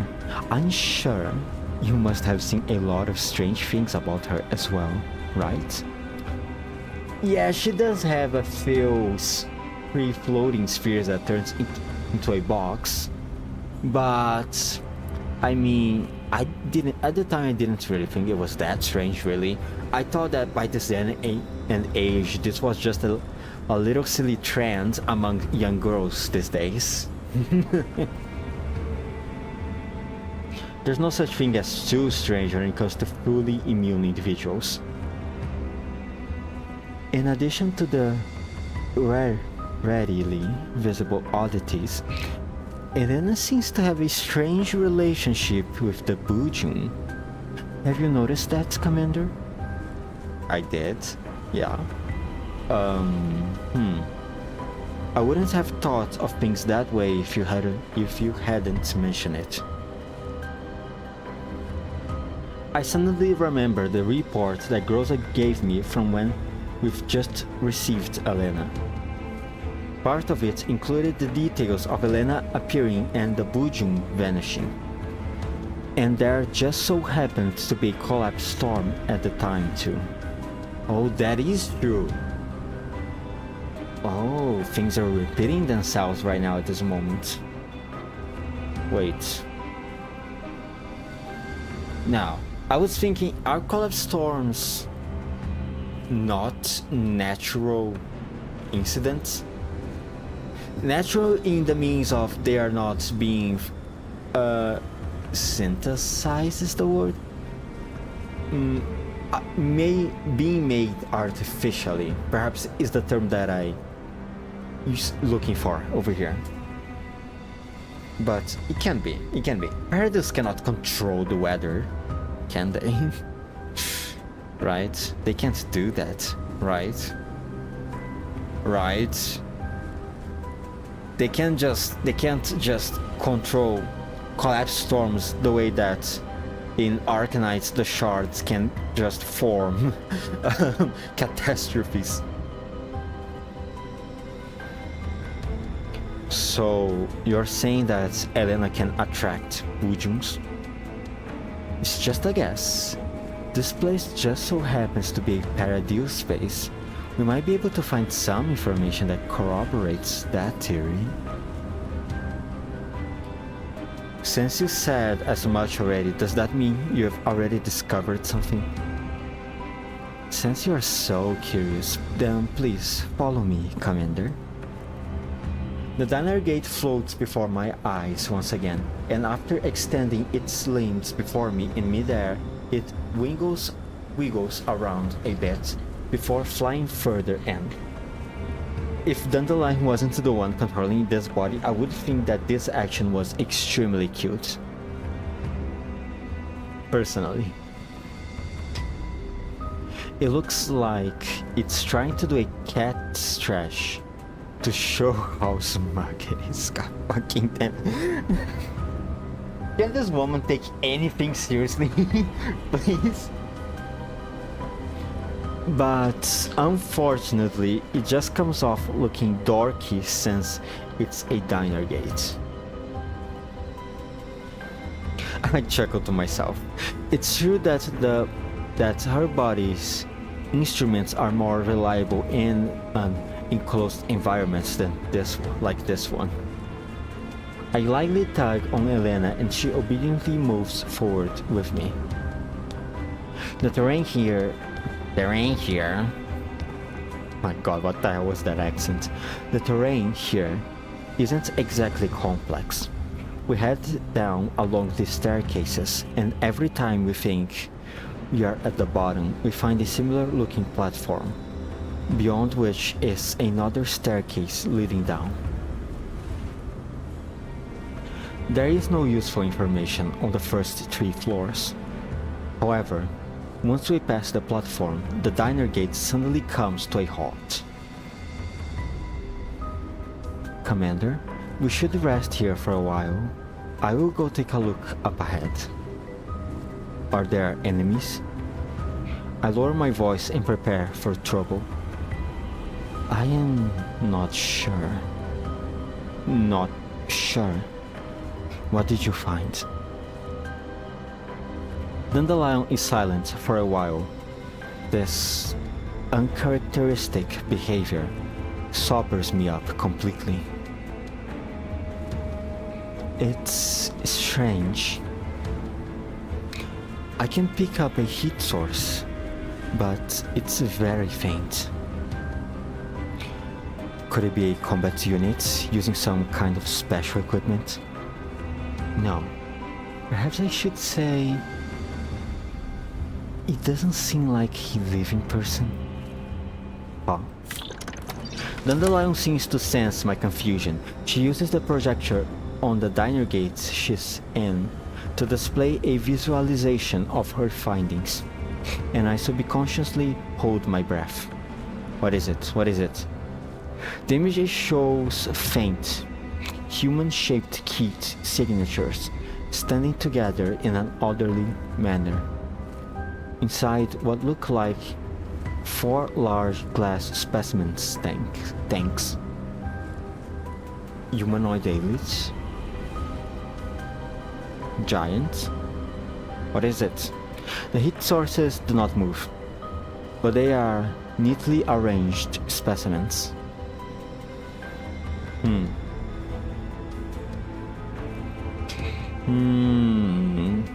How big are they? Are they severely radiated mutants? No, the mutation isn't complete. Normal human vital signs are still present. I have to hand it to Paradise. They are always exceeding my expectations. Commander, Wait for me to give you the all clear. Before I can give the order, the diner gate flies deeper in. I can sense Dandelion's emotion through the tone of her voice just now. Time passes second by second, minute by minute, as I wait anxiously, just as my patience is about to run out. The diner gate returns. How are things? You should probably see for yourself. Dandelion doesn't answer me directly. I follow the diner gate to a hidden door. If not for Dandelion's thermal sensors, given the darkened conditions, I would never have been able to tell that there was a door here. The gate's electronic lock is unpowered. It opens with a light push, and the dim ground lights roughly illuminate the interior of the room. It isn't a big room, and there are 4 glass tanks neatly arranged in the middle. The tanks appear to be full of some kind of fluids, and their contents are unclear at the moment. Dandelion finds a port on the control terminal and skillfully connects the diner gate's data cable to it. Upon seeing me slowly approach the tanks to see what's inside, she thoughtfully turns on the tank lights. What I see next makes me reflexively draw a breath. The contents of the tanks are displayed to all by the ghastly white light. Each tank is roughly a meter or so in height and covered in clumsy prayers. There is some kind of vegetation whose name I can't tell at the bottom of the tanks, while there are humans of different physiques, looks and ages on the upper portions.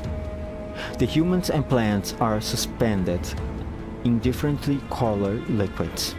The top and bottom of each tank has 4 hoses of different colors leading into them, completing a biocirculatory cycle like blood vessels.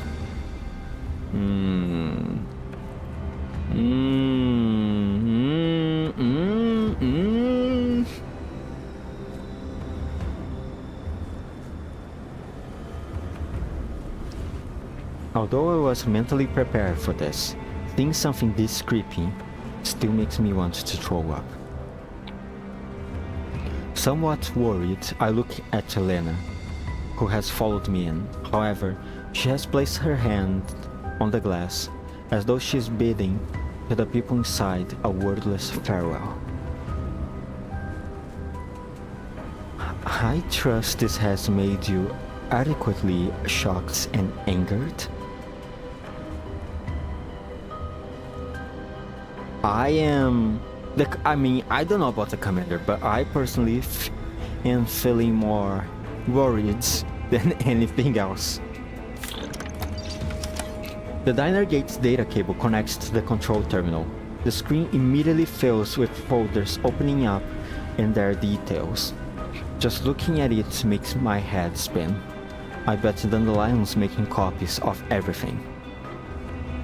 I think you've pretty much guessed it by now. There is lots of information in the system, which means fully decrypting and analyzing it will take quite a while. So it's better if I just dump it all in my database and crunch it at leisure. Still, it's not like I've come away empty-handed. Take a look at the serial numbers of these files, Commander. What are these serial numbers? These folders contain basic personal information. They aren't encrypted, probably because they don't contain any valuable information. Still, I managed to pick up some traces. Take a look at their surnames. Dossiers for 10 odd people flash past my eyes. They all have the same surname. Wait, they are a family? Or maybe they are of the same race. That would probably be more appropriate. Only the data for this room is shown here. I did some digging and find out that all the people here had the same surname. Something suddenly comes to mind. The place where Bujun first fought was apparently an abandoned town. Oh. There were no residents to be found there, and I thought it was because they had already fled. Oh. Oh no. Could it be that everyone in the village had been captured for experiments? Paradeus. What have those motherfuckers done? One word was mentioned repeatedly in the data. New species. A fusion of flora and fauna. Does that seem familiar? The Bujum. Wait, could that Bujum be... To be precise, I think they are trying to fuse human bodies with varying characteristics with collapsed radiation-infused plants through varying ratios of this unknown fluid? There is a lot of missing information. My guess is they are conducting experiments in fusing live humans with plants, using different concentrations of bonding fluids to catalyze the reaction. The constituent... oh my god, what is that word? Constituents of these bonding fluids are unknown. Oh, so not entirely human, but with various animals mixed into. Humans and plants, animals and plants. Humans and animals and plants. Looks like the radiated plants are a crucial carrier medium for these experiments. And there are also a line of special implanted cells. Dandelion, make sure you save all of this. Will do. I won't miss a single bite. Elena silently walks away from the tanks and bows to them. Commander, can you help them? What? Elena reaches out and points to the glass tanks. There is a pained look in her eyes. Dandelion does not answer. Only the blinking red light on the diner gate flashes. From the logs, it seems the people in those tanks weren't put in there too long ago. Can we save them? They are beyond saving. Their bodies are too deeply fused for that. From the logs, they look like logistics personnel from StateSec.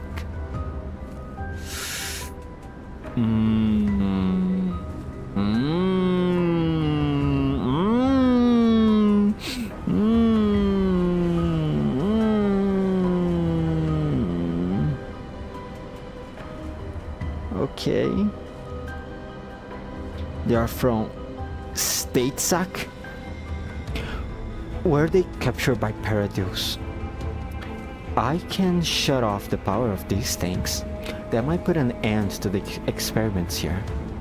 Yeah, then we do just like we did with those failed Nitos back in that Paradeus space on GFL1. Who was in there? M16 and STAR?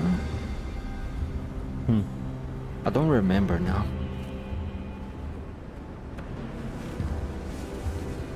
I glance at Elena and nod silently. I mean, if they can't be saved, then the best we can do is show some mercy for them, right? And try to kill them without pain. Let them rest. Thank you. Okay, alright. This whole situation with Elena is kinda freaking me out right now. Whenever she speaks more clearly like this, I have a suspicion it's not It's someone else. It's not our Elena. It's someone else speaking through her.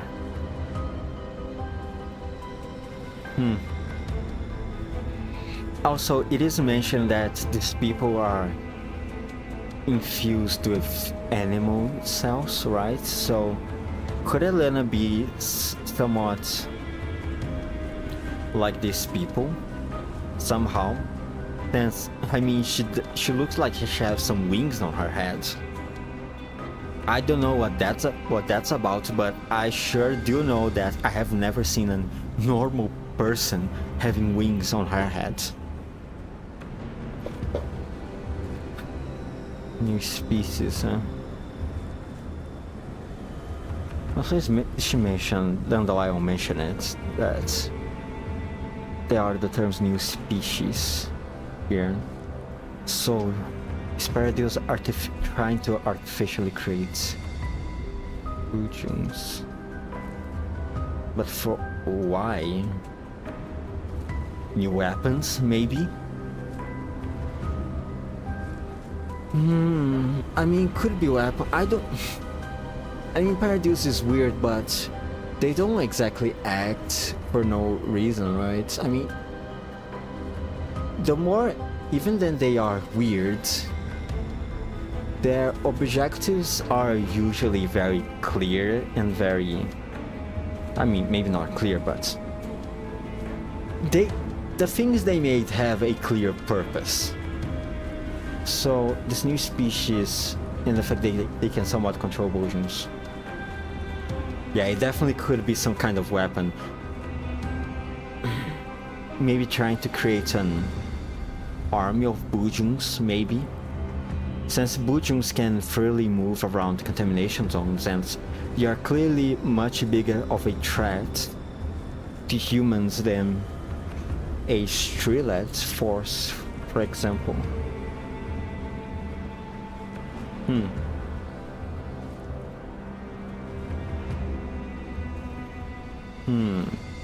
I don't know.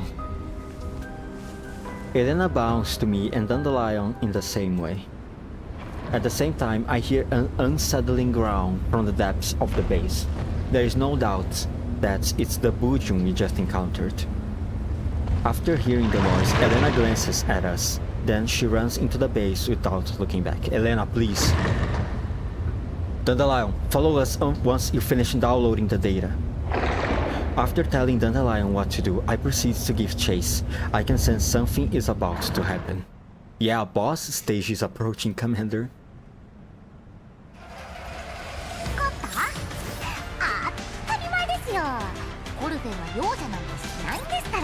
Is this the last stage? Yep, it is the last stage.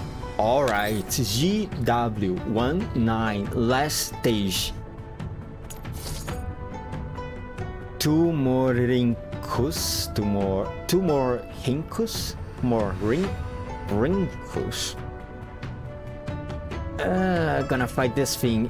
The good news is that it's on level 25, so it shouldn't be that much of a problem, right?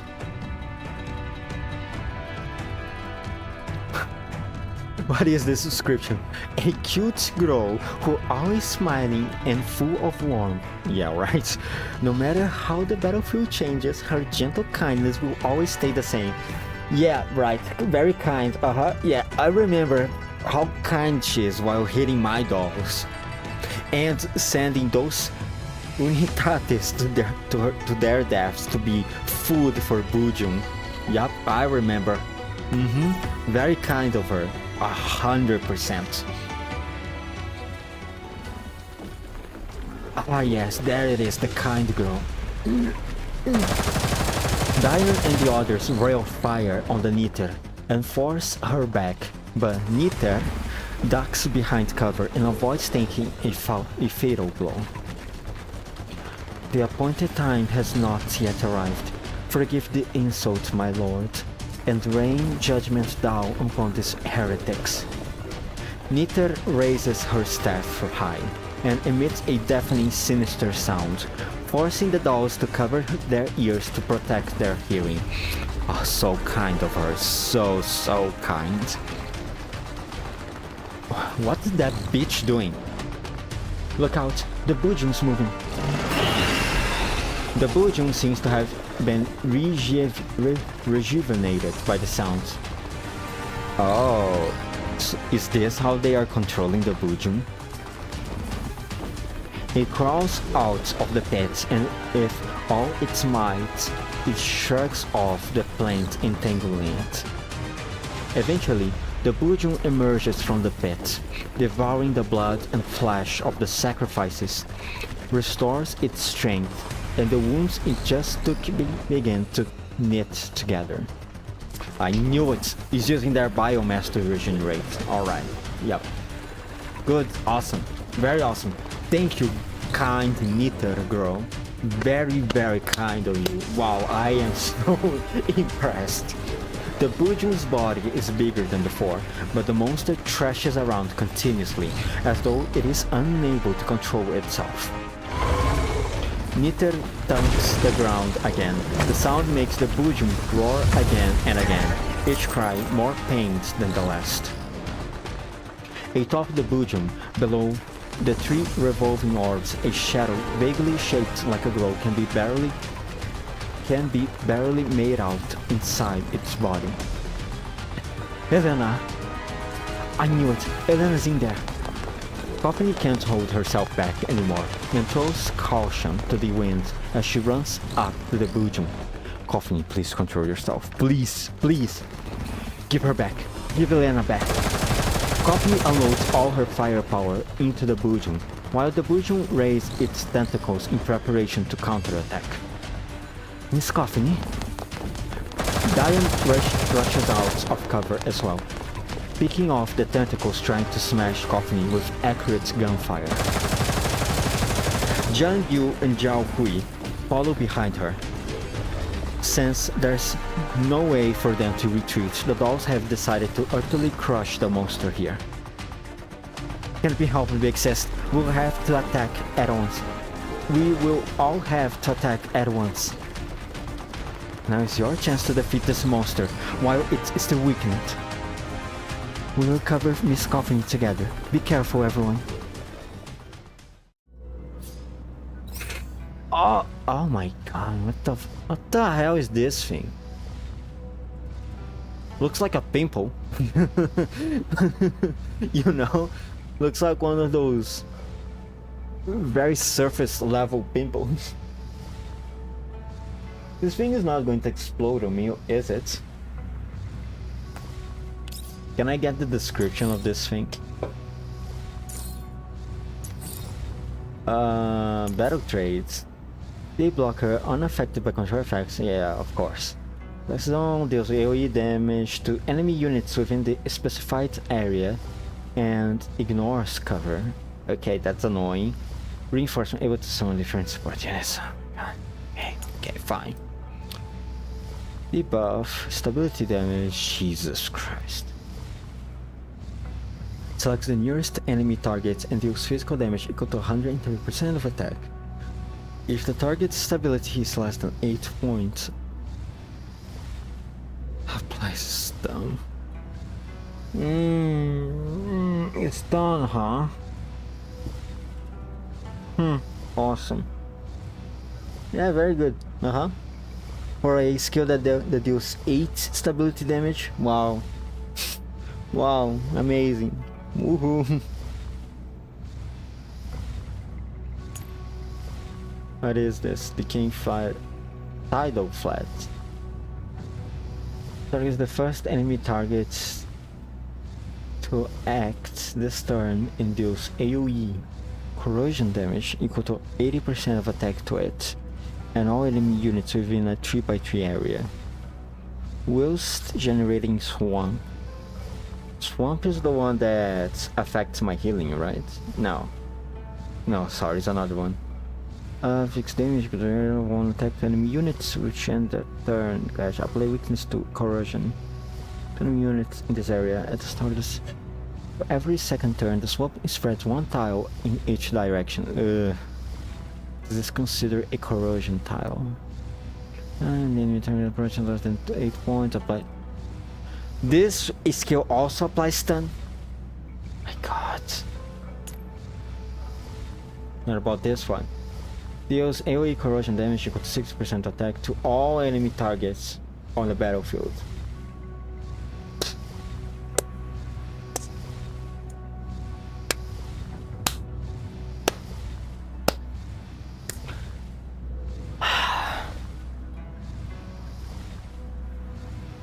Okay. Alright. Sure.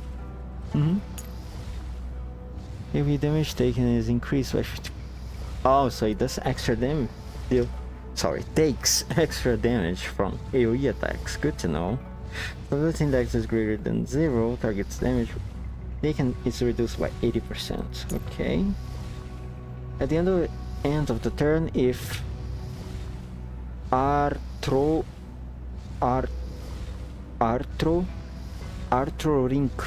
or Phytomur are still alive, gains 1 stack of Carapace Rebirth. Increase defense by 50%, maximum 4 stacks. This is considered a buff, cannot be cleansed. If Arthrorinkus and Phytomur are not alive by the end of the turn, all enemy units gain 1 stack of Carapace Larceny. Increase defense by 10%, my god. Okay, so basically I need to kill this thing as fast as possible. Otherwise, it's just going to keep stacking these defense buffs. Okay, alright, TP. And since I imagine Carapace Rebirth and Carapace Leniency are considered 2 types of debuffs, maybe they can stack at the same time. So that would make 4 stacks of 200% defense, 240% defense at max. I mean, clearly this buff doesn't last forever, right? Like, it lasts for just a few turns, so it can't be that bad, right? Should I use just 2 dolls for this? I think I should. I think Diane and Coffiny are pretty high leveled for this battle.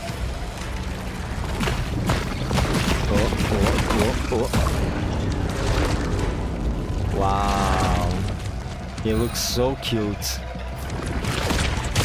Thank you very much. Ew, the hell is that thing? By the end of the turn. Okay, so I probably should be killing those things first, right?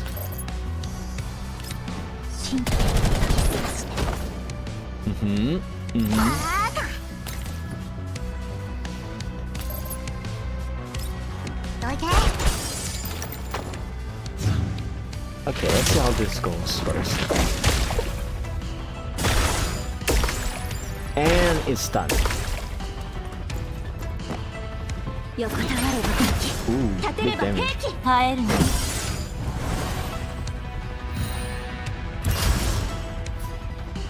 Okay, did this thing got stacks?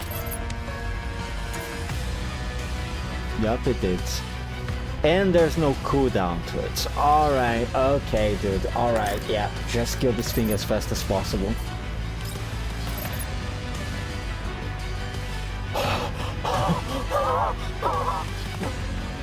Jesus Christ. Jesus. 85 stability? Are you kidding me? Dude! What the hell is this? Oh my god. Okay, alright, sure, yeah, yep, 85, let's go. Can do this. 2 dolls, let's go.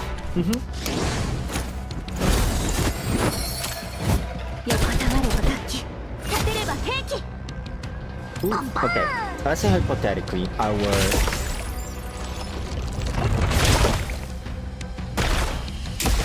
to be fight this thing on a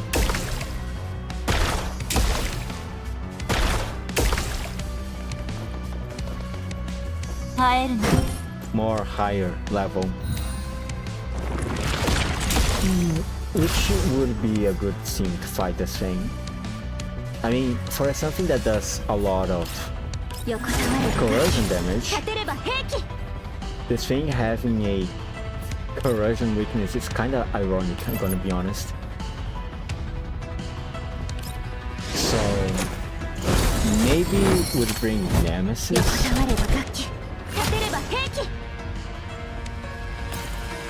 With a handgun, maybe Nagans.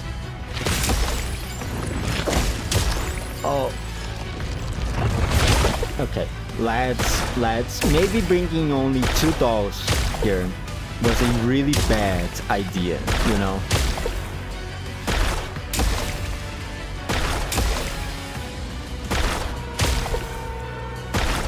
Like, really bad.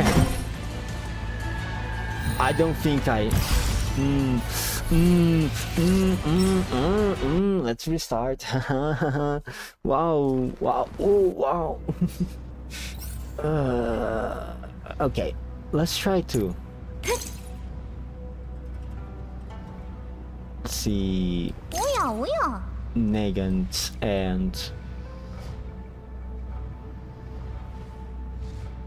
let's keep this thing for now, because I'm hoping that by bringing someone who uses a rifle and another one that uses pistols, will keep continuously triggering assistance attacks, which will in turn rapidly decrease the stability points of this thing. Yep, like that.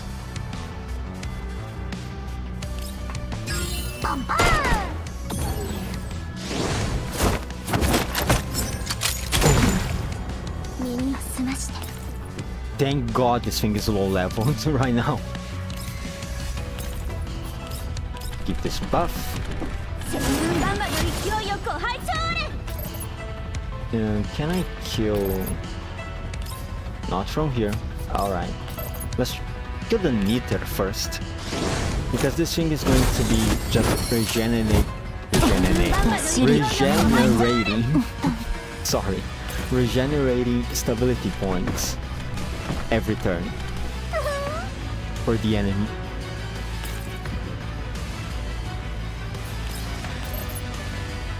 Oh, look at that. Nice assist. Maybe that's the trick to fighting this thing.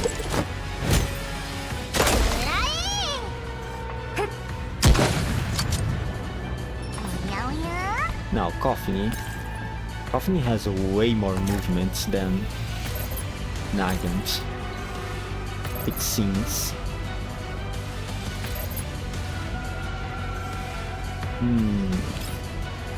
What if I put you... No, wait, it's going to target 3x3 area of attack. I shouldn't group up my dolls together.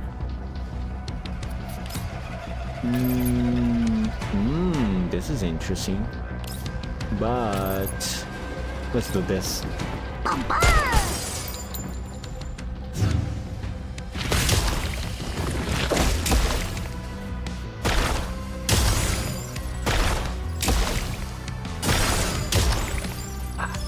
So annoying.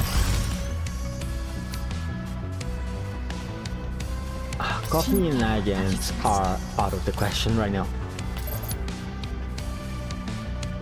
It has a shield too.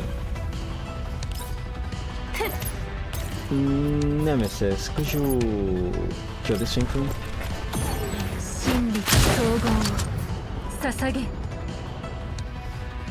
Okay, alright.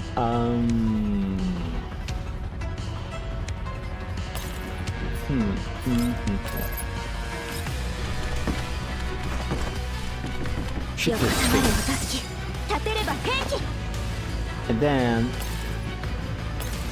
Oh my god, what is the range of these things?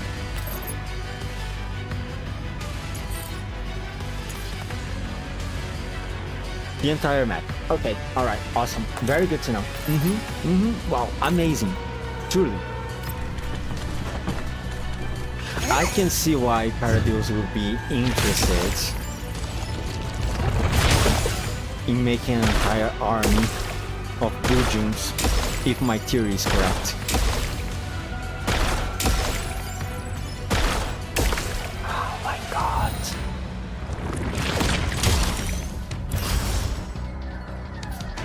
And it just keeps popping out more.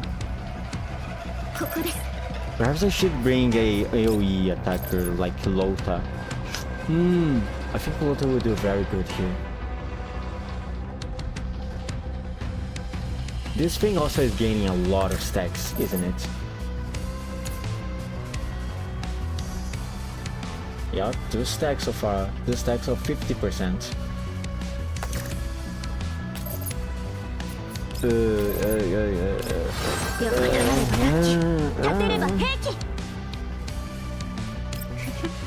The only thing saving me right now is the fact that it's solo leveled.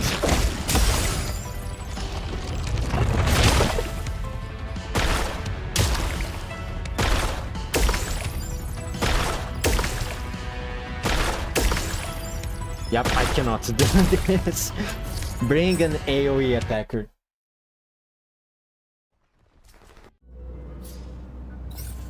Someone who can do a AoE, please. Let me see. Coffee. Well, I was thinking of keeping Coffee for story reasons, but honestly, we are already using Nagant and Nemesis. Which are not... I mean, Nemesis... Is Nemesis on the story? I don't remember now. Oh, no, she is. Technically, Nemesis is in the story. She's just not receiving screen time.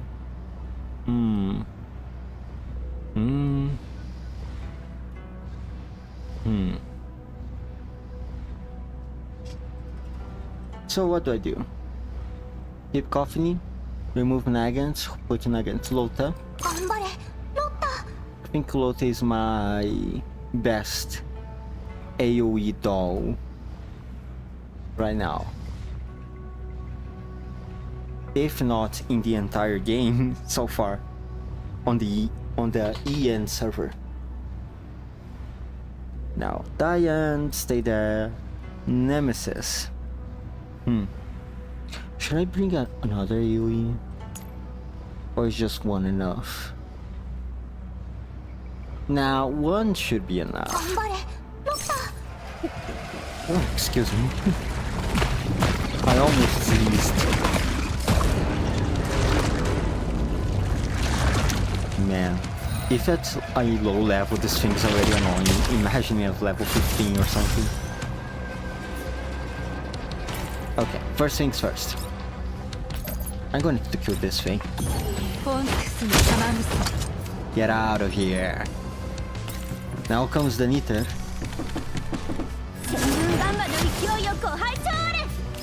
Get out of here, come on.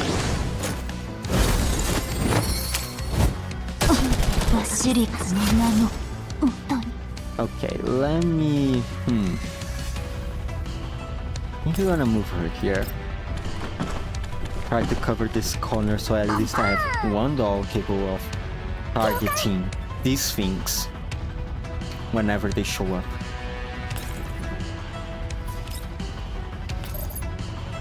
Ooh, look at that. Ooh, more than 1/4 of the health. God, Lola is so good. I love her so much.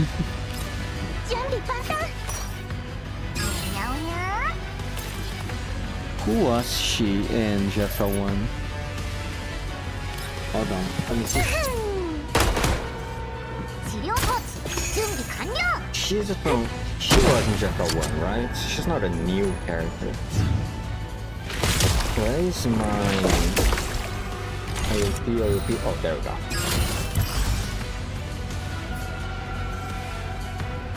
If it loads up. Well, while it loads, let's move.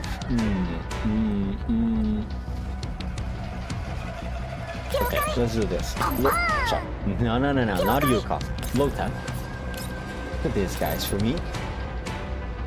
Wait, can I do a better position? Can I? No, I don't think I can hit. Yeah, I can't.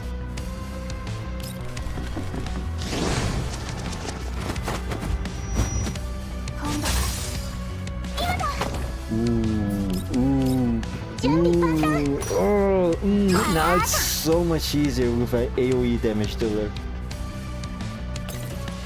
I put Coffee here, and then no Nemesis support. Really? Let's change that. Professor Morning. Yep, action support. Yeah. Second skill. Ooh, look at that damage. Ooh, less than 50% health remaining. Oh, so good. So much easier.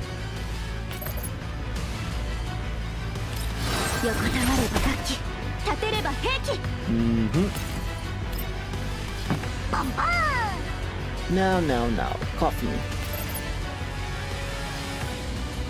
Still no support, God damn it.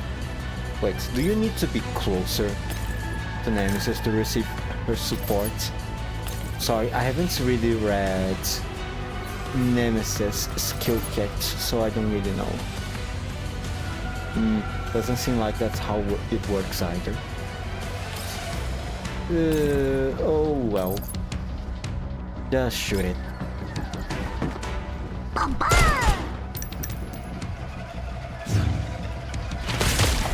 I hate how this thing moves.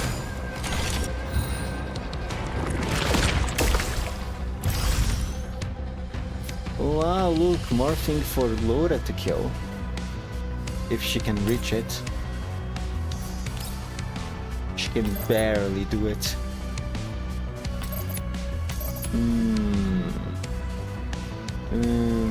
I don't know.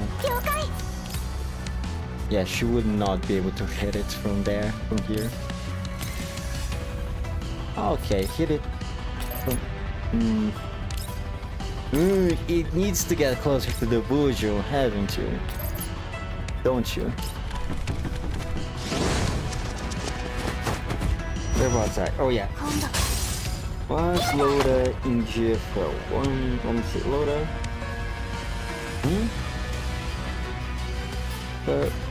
Wait, let me see something. Nah, not worth it.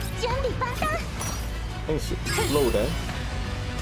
Loda is a playable character in Girlson Point 2. Okay.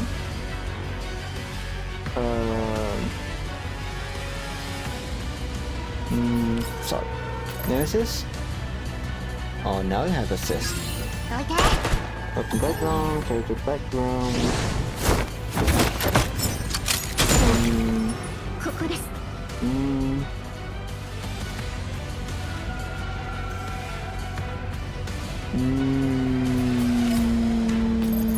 Was she really in GFL1? What gun she's using? Maybe I can find her by the gun. M1 Super 90. Okay. M1.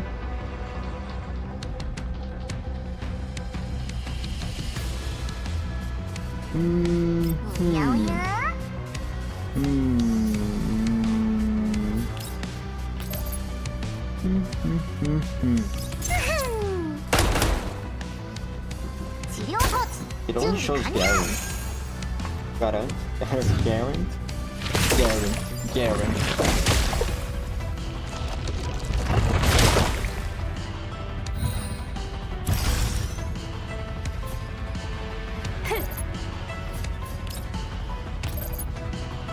What an annoying shield. Even Loda is... Of course Loda is unconscious or stunned right now. Of course she is. Why wouldn't she?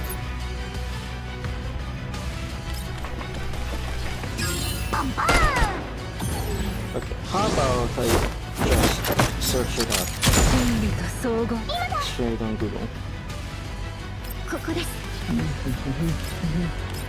横たわれば楽器、立てれば兵器。 And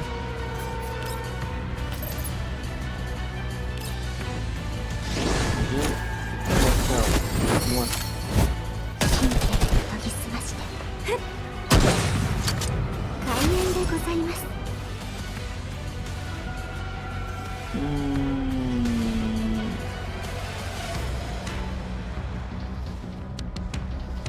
Doesn't seem so, from what I could find here.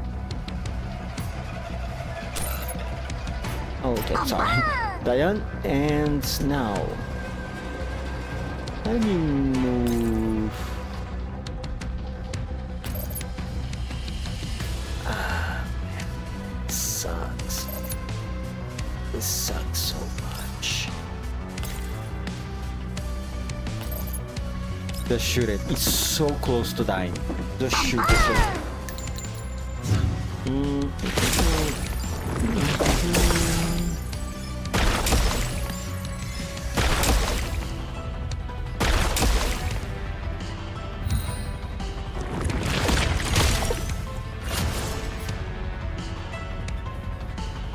Yeah, it doesn't seem like she was in GFL1.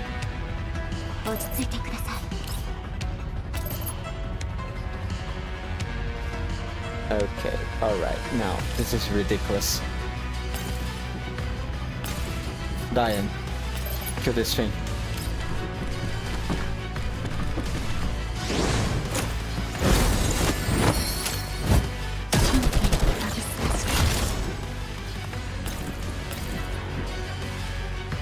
The fact that these things can hit me from so far away really annoys me.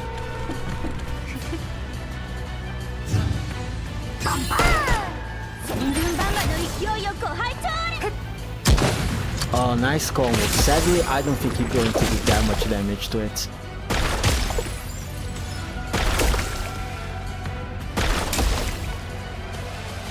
Oh, let's go. Oh, you guys screw up. You guys are so fucked now. You guys are so fucked. Loader. You guys are so dead. You're all so dead. Look at that. Look at that. Every single one of you are going to die now. Because you guys fucked up. Ooh, look at that. Ooh. Look who's dead. Look who is dead. Well, it was my fault, but I have to admit, it was my fault for having Loda get stunned. I should have remembered that these things, according to the description, attacked the last enemy, the last doll that moved in the last turn. So I should have kept that in mind instead of getting distracted by trying to search Loda's background. Heretics, one and all. The Bujung slowly falters under the doll's attacks, nauseating slime gushes from its wounds. Although Nita wraps her staff on the ground, the monster seems unwilling to continue attacking the dolls. Did we do it? We need to keep pressing on. Elena, I will save you once we kill this monster. The dolls spread out, circling around the Bujung to attack Niter, and a look of despair crosses Niter's face. But just then, the sphere on the Bujung's head starts to shine with a blinding light. Niter's face fills with savage glee, as though she's heard something. The appointed time is upon us. I knew this was but a trial set before me. I know you would never abandon me. Thank you for answering your servant, my lord. The sphere shines and light slices open the Bujung's body. Elena slowly floats into view, and despite the Bujung's wounds spewing slime everywhere, her body is not touched by any of it. The Bujung howls in agony, but Elena pays it no heed. All she does is glare coldly at Niter. Niter is full of delight as she stands in front of the Bujum. She laughs maniacally as she casts her staff aside and falls to her knees before the monster. However, her face turns pale and twists as she roars in anger. You are not her. You are not her. Where is my lord? I'm here. Shocked, Niter turns around and sees the other Elena taking aim at her with a handgun. My lord? This is from them. I'm returning it to you. Oh. Elena pulls the trigger and a bullet blasts clean through Niter's torso. Why? I devoted myself to you with the utmost faith. Then rejoice, for today you will be a martyr. This is not Elena. There is someone controlling Elena right now. There is just no way. Elena is not that fluent when speaking. Elena does not stop shooting for a moment. She pulls the trigger again and again, pumping more bullets into Niter's head. Niter collapses to the ground, and her staff falls with her.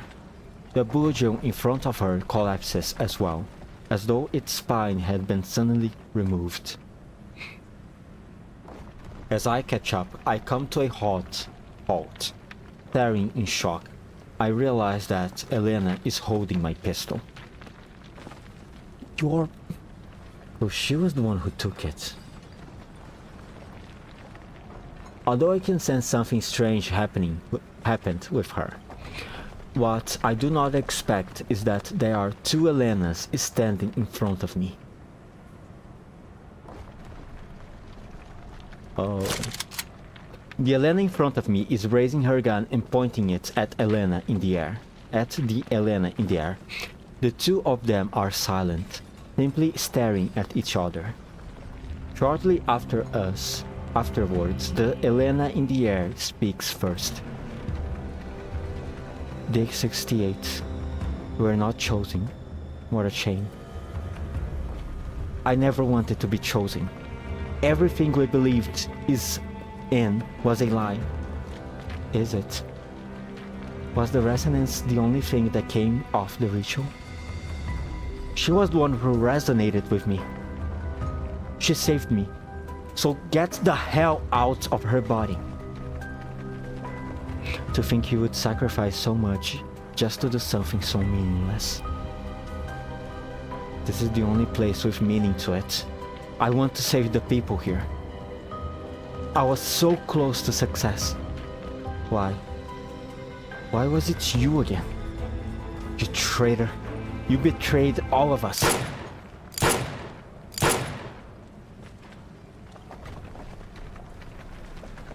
Wait, so... which one is my Elena? Is this 68 my Elena? No, it can be. Can it? What was the code on the box? I don't remember anymore.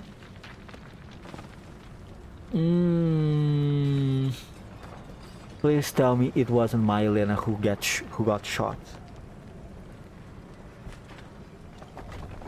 There is a vicious glint in the eyes of the Elena before us. She pulls the trigger in a flash and fires off her entire magazine. However, the spheres glow and the bullets are easily melted.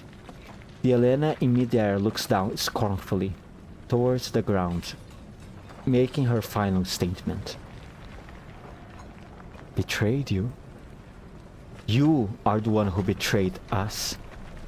Scum who abandoned their fates and their mission ought to disappear here. The spheres begin to circle the airborne Elena. An energy beam glitters between the orbs and it looks like it's about to fire. Dandelion, take over the defense systems now. Okay, so the one in the air is my Elena. Okay, maybe. Okay, I think I got it. Alright. On it. I rush out and grab Elena before jumping aside. Thanks to Dandelion's interference, the energy being strong off target and it doesn't hit me. The dolls from afar see me and immediately head in my direction. Commander? I knew it. The commander was here after all. Is this the commander you keep talking about? What do you think? Our commander still looks as badass as ever, even after all these years. The dolls run up to me and press themselves against me. Fortunately, the defense systems doesn't initiate a second round of attacks. 95? 97? What are you girls doing here? It's fate. It's a long story, Commander, but Miss Coffee over here brought us to look for you. Is that so? I'm glad you're okay too, Coffin. Thank you very much for saving me back then. You owe me one now, Commander. Coffin happily flashes me a thumbs up. Then she looks at the Elena in the air before exclaiming in surprise.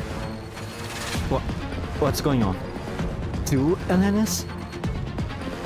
The airborne Elena looks at us in amusement. She does not seem intent to attack us with her spheres. Instead, she looks thoughtful. Well, someone interesting has shown up. I didn't expect us to meet so soon. Who are you? I am a consciousness who is similar to someone you know well. A lot will happen between us soon, however. Oh no. William? Is this William? I have no proof of this, but... Is this... No, it can't be. No.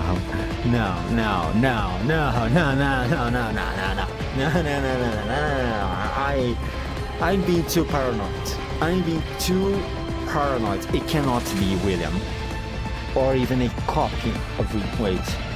Maybe it could be a copy. No. I'm getting too ahead of myself right now. There's no way. I'll calm down. Yeah, calm down.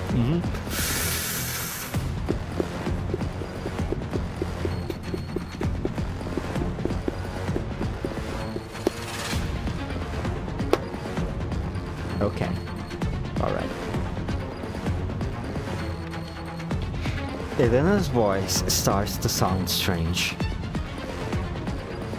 You will need to survive until then. A ferocious wave of gunfire suddenly sweeps in from afar. It's coming from various passages, laid down by armed troops who look like the ones who we fought earlier, but whose helmets have been painted black. Enemy reinforcements? Didn't that PNC just now said there were reinforcements incoming? They came in a little quick, don't you think? Prioritize protecting the commander. Lay down suppressive fire. We'll be redrawing through the passage. I reach out to Elena. She hesitates for a moment before returning the handgun to me. I wave to Coffee and she immediately joins me in my cover. Coffee, bring Elena to the rear. Everyone else, form up on me. Will do. Coffee grabs Elena's hands and runs towards the tunnel where I'm pointing. Wait, is this our Elena? Though, are we sure this is our Elena? However, before she reaches the entrance, she comes to a halt and comes back with Elena in town. Commander, there are enemies coming from the rear too. Damn it, we are surrounded. Jungyu, move behind the commander and intercept the enemies there. Okay. Bullets start flying our way from the tunnel just now, forcing us to leapfrog between cover, lest we end up getting caught in a crossfire.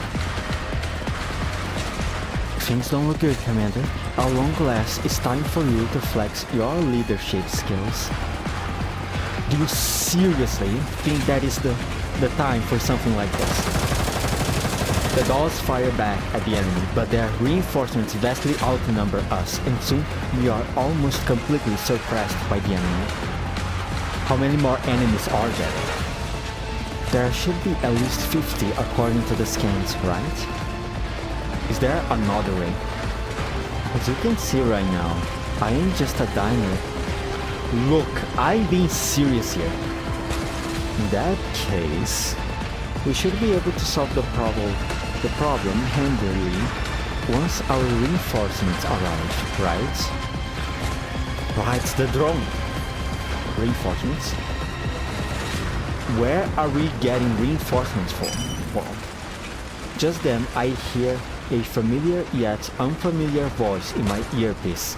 The moment I do, I know that we've been tossed a lifeline. Centauresi, let's go! Commander, do you hear me? Loud and clear. We received Miss Dandelion's distress signal and we are now approaching your location. Macchiatos come to... let's go! Let's fucking go! Wait for us, Commander. Don't die down there. That's where you want to end the story? Seriously?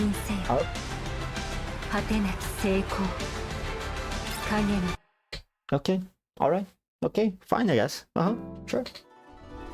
You wanted to cut right there? Okay, fine. I'm okay by that. Yeah, sure, 100%.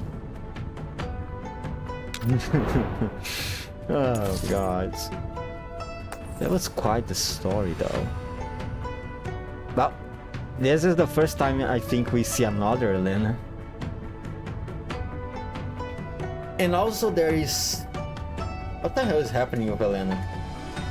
Is someone controlling our Elena now, or there are multiple consciousnesses living within her, similar to how Dandelion operated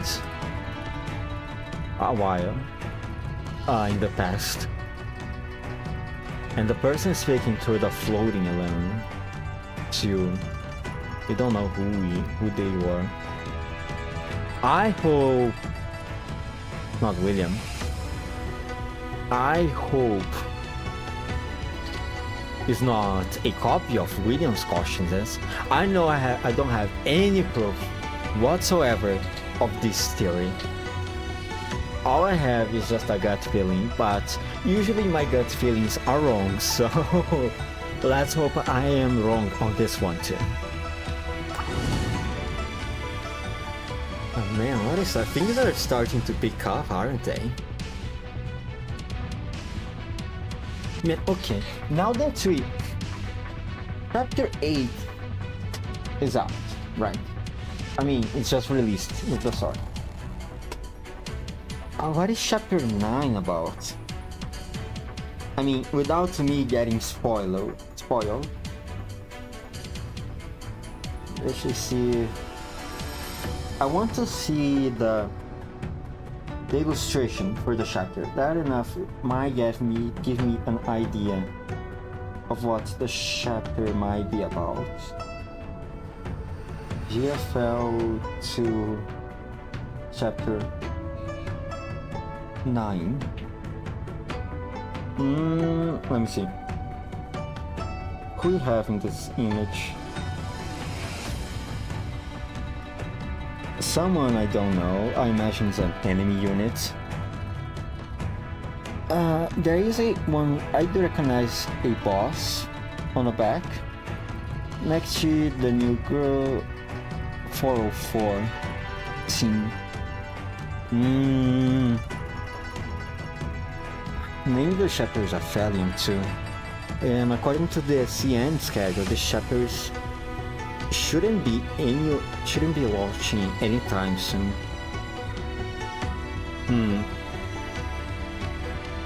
So perhaps the continuation of this story is going to be another event. Whose event? Jungyu? What the Jungyu event looks like? How do I write to Jungyu? Jungyu GFL2 event. Let's see.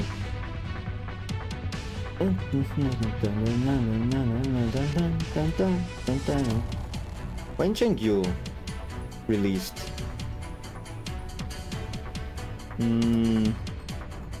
Doesn't seem like she has a dedicated event to her.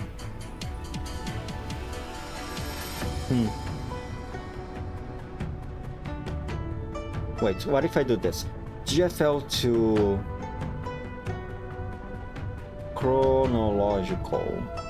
chronology, maybe?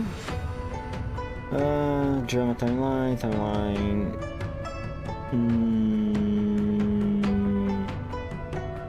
Keep track of GFL2 content, yada yada yada. Okay.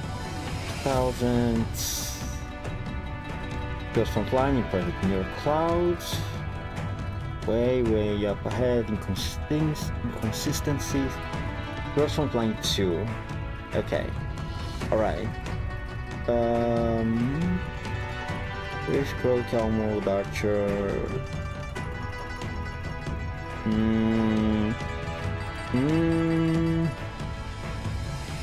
It is not very helpful at all.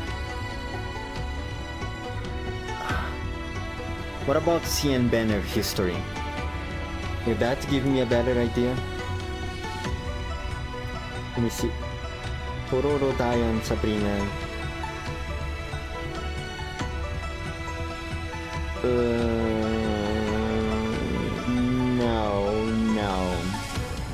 No. Not helping me at all. Damn it. Okay, I cannot guess what the next event is. More likely, I cannot make an educated guess. A proper guess. I don't know what word I should use. But I can expect Jungyu, right? Jungyu and Zhaohui. I mean, Centaurus appeared at the end of the story, but I don't think she's going to be... Her event's going to be the next one. I don't think. I think it's more likely to be Jungyu.